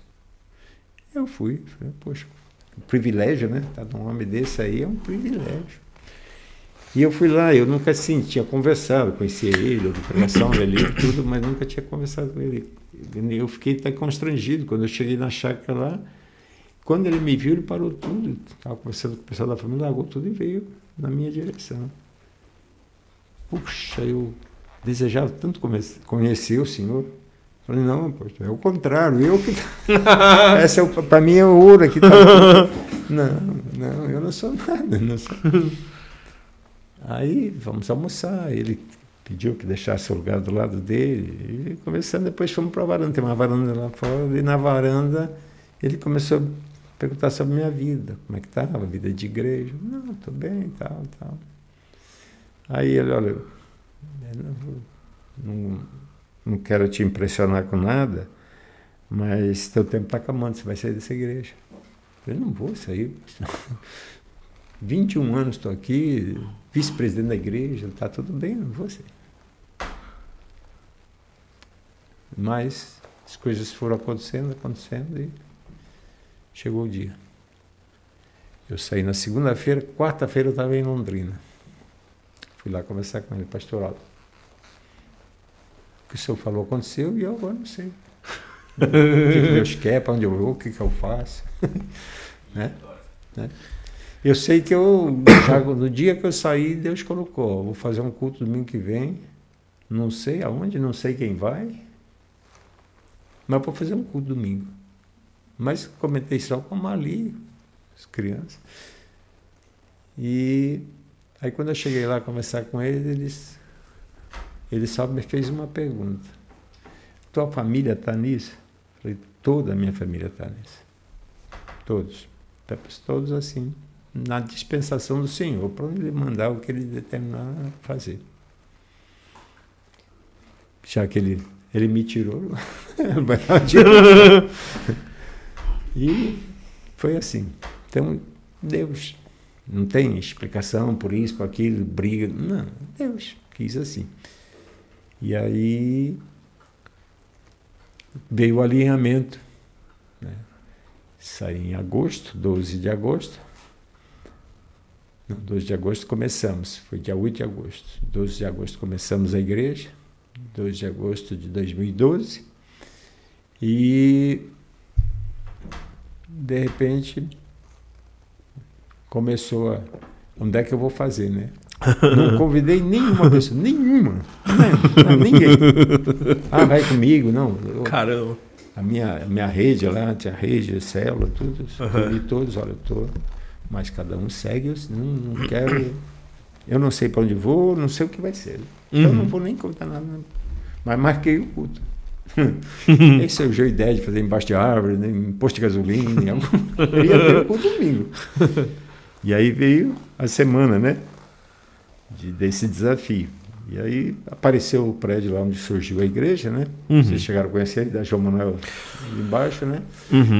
E aí fui lá conversar com o proprietário. O preço estava alto, eu não tinha como fazer, né? Aí tentei, estava muito alto, e quem mandava era a mulher, que era gerente da Caixa Econômica, nem precisava muito, mas ela foi cedendo no preço, baixou, até que chegou uma hora que... Mas antes da resposta final, eu falei com ele, eu falei, deixa eu ir ali fora só, falar com meu pai, se é aqui mesmo. Aí quando eu saí, assim, tinha um escritório no fundo, um corredor, né, que você ia pro banheiro. Quando eu passei no corredor, tinha esse quadrozinho que tem a Bíblia e um versículo sobre a Bíblia, né? Aí quando eu passei, eu li aquele quadrinho ali, Isaías 41:13. Não temos, que eu estava, como é que eu vou fazer, né?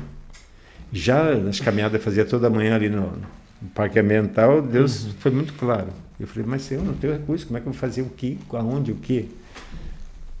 E começava a orar, e vinha oração em línguas, e eu andando, e Deus falava, Deus proverá. O versículo era esse, e Deus proverá, e Deus proverá.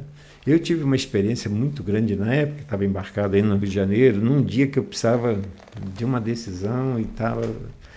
E os versículos, 2 versículos que veio, marcou minha vida até hoje. É Isaías 41:10 e 41:13. Não temas, eu sou contigo, eu te sustento com a minha destra. E aonde eu andei aquele dia no Rio de Janeiro, fui comprar uma lembrancinha, versículo, naquilo. Estava ouvindo no rádio, tinha uma rádio gospel lá no Rio. De repente o doutor lá perguntou para uma moça, qual o versículo mais você pode... Qual foi? Isaías 41:10. E aí, quando eu olhei aquilo lá, falei, tá bom, Senhor, não temas, eu sou contigo.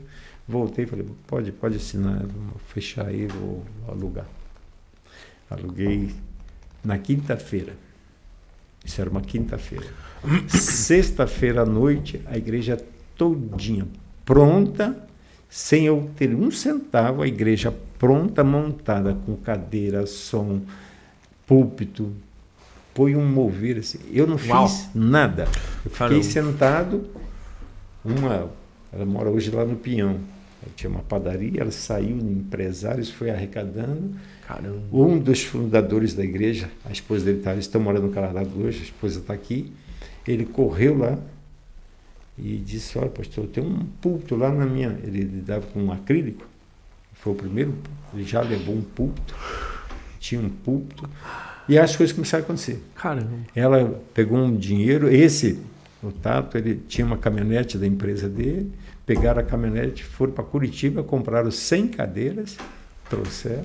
Eu não tinha convidado ninguém, não sabia nem quantas pessoas. Ia ter o culto domingo, mas como ia ser, não tinha noção.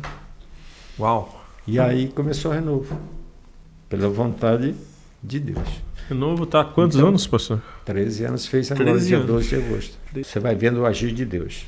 Quando eu digo que é lindo mesmo, porque uma senhora foi já no primeiro culto, frequentando a igreja, e eu na época comecei a fazer aquelas, na quarta-feira ter a tarde do renovo, na quinta ter culto, né?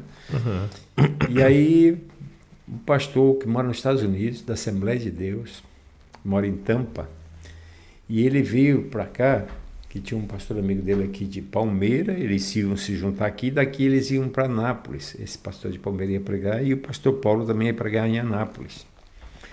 Só que quando ele chegou aqui no Brasil, foi numa quarta-feira, estava tendo culto, ele soube que o pastor de Palmeira não ia mais lá para Anápolis, porque ele estava com problema de saúde. Aí ele decidiu que não ia mais também. E aí ligaram para lá, resolveram, e aí a irmã dele que mora aqui, que frequenta a igreja, foi buscá-lo, e ele queria ir para casa descansar, estava vindo. Mas ela insistiu muito, não, você tem que conhecer o pastor Antônio, você tem que conhecer, e alinhou, e ele foi lá, para a gente só se conhecer. Aí, se apresentou e tal.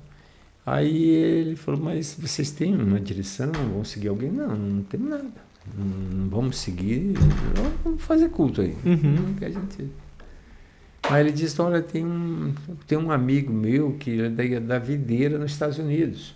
Nós, desde jovens, somos amigos. Só que ele mora em Jacksonville.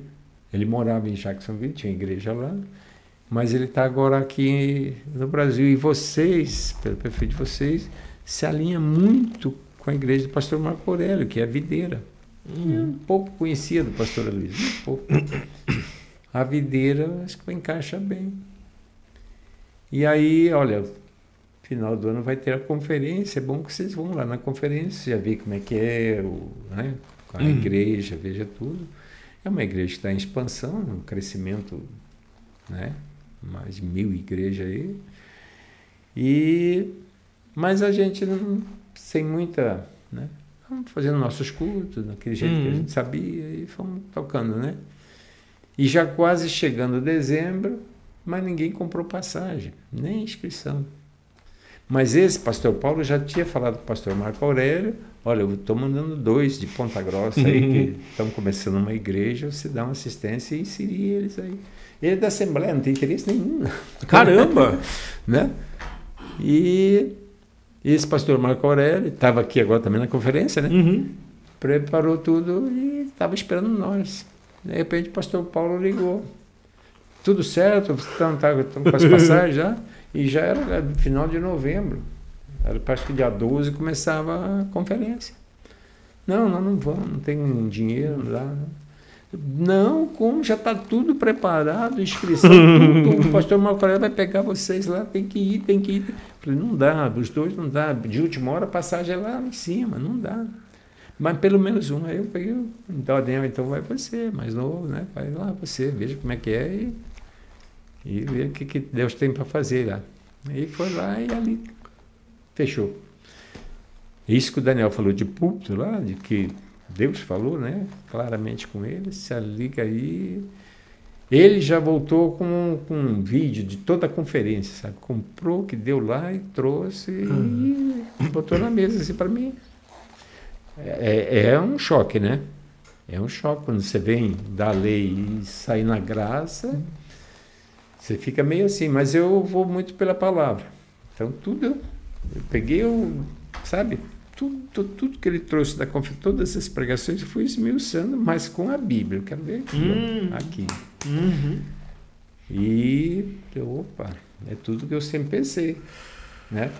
Que não pode, ou igreja, ou qualquer religião, Às vezes a pessoa sai, eu sempre falava isso, a pessoa sai do jugo do mundo e cai no jugo de uma igreja. Você tem que. Até essa menina que está no Canadá agora, que nos ajudou lá no início muito, ela lembrou bem disso que eu falava, né? Que você tem que. Não, 3 coisas você tem que crer no Senhor Jesus Cristo, que Deus fez carne e veio habitar entre nós, crer na palavra de Deus, né? Crer que a Bíblia é a palavra, é o Deus falando conosco, e você tem que crer na salvação em Cristo Jesus. Né? E só Ele é o único, é o caminho, não tem outro. Isso você tem que crer, senão, se não tiver fé, nem não crer. Então, isso, agora o resto é o homem que inventa. Você tem que. Tem que nada, né? É a graça. É a graça. A graça, sim, a graça produz o efeito que Deus quer. Porque a graça não só te garante salvação, mas ela te impulsiona a produzir para o reino. Não é minha palavra, porque você tem que. Não. A graça tem essa missão. É as 2 missões da graça. Te convencer que você está salvo e te impulsiona, porque você descobre um Pai. Na graça que você vai ter uma grande revelação, que sempre foi a vontade de Jesus, revelar o Pai. Tanto é que ele só Pai. Não é? Quando você tem a revelação que você tem um Pai que te ama e ama muito, é o início do meu testemunho. Eu não tive essa dificuldade porque eu tive um Pai que me amou muito. Então, ver o meu Pai celeste, já gostei muito do meu Pai, né? Imagine o Todo-Poderoso, né? Como meu Pai, que cuida dos mínimos detalhes, né? Daí você faz o feedback da sua vida e vê, puxa, lá no meio daquela tempestade, me pegou lá, tirou para me trazer aqui hoje. E de repente você vê a linha né, de ajudar igrejas no Nepal, vai lá para conhecer e daqui a pouco já está com uma escola no Nepal. Escola do Nepal. No Nepal. No Nepal. Deus do céu, você viu? É uma alegria para nós estarmos aqui no Nepal, conhecendo uma outra parte da minha família. Todos são da minha família, irmãos em Cristo. Depois desse tempo aqui na Terra, todos nós vamos morar no céu. Tudo pela graça de Deus. E a Bíblia mostra The Bible shows o amor de Jesus pelas crianças. Jesus morreu na cruz, mas ressuscitou, está vivo, está no coração de cada um de vocês. Eu sinto no coração assim uma alegria transbordante de ver o que o Evangelho pode fazer. Unir nações, povos, de alcançar vidas aqui, num país tão idólatra, com 3 milhões, mais de 3 milhões, 300 milhões de deuses, Jesus se faz presente. Conversava agora aqui com o pastor responsável. Ele, com encargo, estará sempre orando por nós em gratidão por esses dias. Como nós, também orando por eles, por esse país aqui, para que Deus venha, lave esse país de norte a sul, de leste a oeste, com o precioso sangue que Ele derramou na cruz do Calvário. A missão, para ir até os confins da terra, anunciando as boas novas do Evangelho. E já abrindo portas, chegar lá no Nepal e de repente... Como foi o instituto, né? Sonhava com uma creche para criança, dá o instituto, 120, mais de 125 crianças, né? Dá a escola aqui, também era um sonho, né?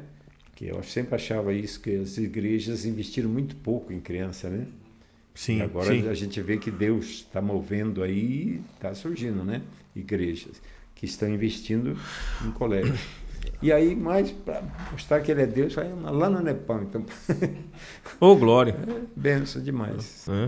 A escola já existe, está prontinha. Está prontinha, né? E tudo. Só que o mantenedor parou. E eles iam fechar. O pastor que esteve conosco lá, na nossa estadia lá, o pastor de lá, de Butual, ele diz, olha, ele ligou e disse, não tem mais nada que nós fazer, não, vamos fechar a escola. Vocês não querem? Sim, ele pastor. mandou as imagens, a escola. Quando você vê as crianças bem vestidinhas, tudo, né? E num país que 80% da população é budista. Agora, quando você forma uma criança assim, não é mais um Deus que está chegando para eles. É o único. É o único, né? A vaca não é mais Deus, o macaco não é mais Deus. É a renovação da base. Não, é a mente, né? É a mente, então, né? Você vê como Deus hoje está levantando, né? Empresários para investir nessa área de ensino, porque é onde o inimigo sempre trabalhou. Mente de criança, por isso formou uma geração hoje aí que está perdida. Exatamente. Está alienada. Exatamente. E aí aceita qualquer coisa, né? Mas Deus... E nós entramos nessa... Mas eu falo para ti que, pastor, não acontece o avivamento que eu profetizei se não acontecer alguma ação para que isso aconteça. Aonde que vai acontecer? É base. É a educação da criança, onde a nossa igreja hoje ela dá atenção, né? E levantou, né? Você vê que as equipes, todos vocês, todos que estão envolvidos nisso, né? Ele não está lá cuidando de uma cantina aborrecido, contrariado, né? Não. Né? Tudo por amor. No encontro, e vai trabalhar, amor. Não é para passear, né? Não, paga. Paga para trabalhar. Aí você pensa, conta isso aí no mundo. É loucura, fizeram a cabeça, lá vai celebrar. Tá bem ensaiadinho. Bem ensaiadinho. Tá bem ensaiadinho. Bem ensaiadinho. Isso aí é loucura, mas é loucura pro mundo. Pro mundo é loucura. Mas para nós já sabemos que é poder de Deus, né? O que é graça? Se Deus fala na palavra que pela graça nós somos salvos. Sois salvos. Mas quem que é salvo? Você entendeu? Essa analogia, a graça é Jesus. Né? Quando Deus fala, a minha graça te basta, é Jesus que nos basta. Você precisa de outra coisa? Não. Nada. É Ele. E é por Ele. É Ele que comprou, resgatou, pagou o preço, tudo. Então, a graça é Ele. Agora, quando eu critico a graça, eu estou criticando quem? O próprio. Não é? Exatamente. Mas só critico o noivo que não conhece a... Só. Esse daí é um papo para um outro podcast. Né? Tá. Porque assim, se a gente for embalar, a gente vai começar de graça. Eu só dei uma pincelada, resumidamente, uma história de vida. Assim. Mas tem detalhes. Muita coisa pra gente resumir. 71 anos aí dá. É muita coisa pra gente resumir num podcast só, né, pastor? Só esse Evangelho da Graça, você fala hoje a noite inteira, vai a vida inteira e é pouco. Né? E é pouco. Porque quando você para pensar na sua vida, pessoal, hoje, né, com a idade a gente vai aprendendo a imaginar situações que passou ao longo da vida, né? E todos nós passamos. Que você vai reconhecendo, isso aqui eu conquistei, eu vivi, eu me livrei, não porque eu quis, pelo meu esforço, minha sabedoria, minha inteligência, que é a tendência do humano, né? Uhum. O inimigo faz isso. Não, porque você é bom, você é melhor. Né? E tem essa igreja grande aqui, por você que fez isso aí. Eu via muito isso. Você que o mérito é teu. Já perdeu o mérito. Né? Mérito meu, nada. Então, não mérito nenhum. Nada. Nada por nós. Nada de mim, nada por mim, nada. E aí Deus foi alinhando, né? Trouxe um pastor aqui para dizer a organização da igreja. Eu não sabia nem como organizar a igreja. A maioria da igreja não sabe quem é o pastor presidente da igreja, não sou eu. É o Daniel. Né? Esse pastor veio com a palavra de Deus e eu dou graças a Deus por isso. Disse, pastor, sei se da paz de Deus, lá na minha casa, a gente tem amizade. Lá na minha casa, ele veio e deu a palavra. Olha, você já tem uma certa idade, seu filho é mais novo, já tem... Não entra como presidente, deixa ele. Então ele é o presidente da igreja e hoje eu sou um coadjuvante, né? Graças a Deus. E um coadjuvante orgulhoso, feliz, né? Não, orgulhoso muito feliz, do filho. Muito feliz. Do filho tá à frente, né? E você vê, né? Daí vem a escola, foi a oportunidade para minha filha voltar para Ponta Grossa. E hoje eu tô lá com os 6 netos. 6 netos? 6 netos. Tem o mais novinho tá lá glória. Comigo. Antes de sair para cá, eu tive que deixar ele dormindo. A gente está reunido todo dia e está sempre junto e tem desfrutado assim dessa abundante graça. Aleluia. Eu sou realizado, muito realizado, em todas as áreas da minha vida. Tudo, desde o princípio. Se tem um homem feliz aqui na Terra, você está diante de um. Muito. Prazer, entusiasmado. Entusiasmado. Esse é o nosso pastor. Senhoras e senhores, pastor Antônio com vocês. Mensagem final, pastor. Vamos jogar nessa aqui, Marcos. Mensagem final, pastor Antônio com vocês. Eu digo para você que está nos assistindo, vai nos assistir, Deus sabe quem vai ver, mas guarde bem isso. Tá? Deixe tudo aqui desse mundo, mas nunca deixe de Jesus. Eu copiei essas palavras do pastor Moacir, um antigo pastor Moacir que esteve aqui, implantador de igreja em toda a região aqui, veio de Santa Catarina, implantou igreja aqui em toda a região, um homem de muita fé, um testemunho poderoso, mas eu assisti bodas lá dele, de casamento dele, e ele saiu no meio da igreja apontando para todos. Eu disse aqui para vocês, o meu legado, deixe tudo na vida, mas nunca deixe de Jesus. Então você que está nos assistindo, fica essa mensagem para você. Não tem nada. Nada. Nem nessa vida, em lugar nenhum. Nunca houve, não tem e nunca haverá nada melhor que Jesus. Então tem gente que está cantando por aí que o melhor de Deus está por vir, pois para mim já faz tempo que veio. Tem 2.000 anos que veio aí e não tem nada melhor para vir. Né? Que o melhor de Deus está para vir, não. Já veio. Aleluia. E é bom quando você descobre isso, que você já tem o melhor de Deus. Oh, glória. Não precisa de mais nada, só precisa da graça. E a graça dele me basta. E é de graça. E é de graça. E eu sou o que sou pela graça. Oh, glória. Né? E a graça basta. Aleluia. Senhoras e senhores, tivemos a honra, o prazer, a alegria, o entusiasmo de recebê-lo aqui conosco. Pastor, muito obrigado por ter aceitado o convite. Que Deus continue te abençoando e prospere, que mais e mais pessoas testemunhando. Eu quero... dizendo o amor de Deus aí, você seja esse instrumento. Deus está levantando para isso, né? Eu quero jogar... no livro, olha. Te um livro aí. Eu quero jogar o desafio. Essa parte a gente não combinou, pastor. Então, se vocês estiverem vendo essa parte do vídeo, é porque o pastor aceitou. Não foi por desafio pro pastor. Desafio pro pastor, tá? Desafio é com... a gente... Corta. O desafio do pastor é estar no próximo ano aqui com a gente. Tá? Porque é muita coisa pra gente abordar. Amém, né? amém. Próximo ano, pastor, eu quero lançar uma série com o senhor falando de graça, cura, libertação, prosperidade, céu, inferno, Jesus, graça, fim dos tempos. Já estamos nas dores de parto ou ainda não? Vocês saberão. Ano que vem. O senhor topa, sabia? Já tá.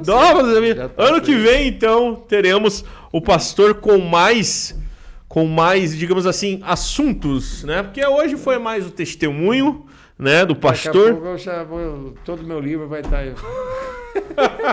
Eu vou ajudar o senhor a escrever esse livro. Só imprimir o que eu for falando aí. Ué. Hoje tem a inteligência artificial que joga tudo, né? A gente só tira uma foto, coloca na capa, igual eu fiz ali, e tá tudo certo. Vai sabendo da história e vai virando no livro.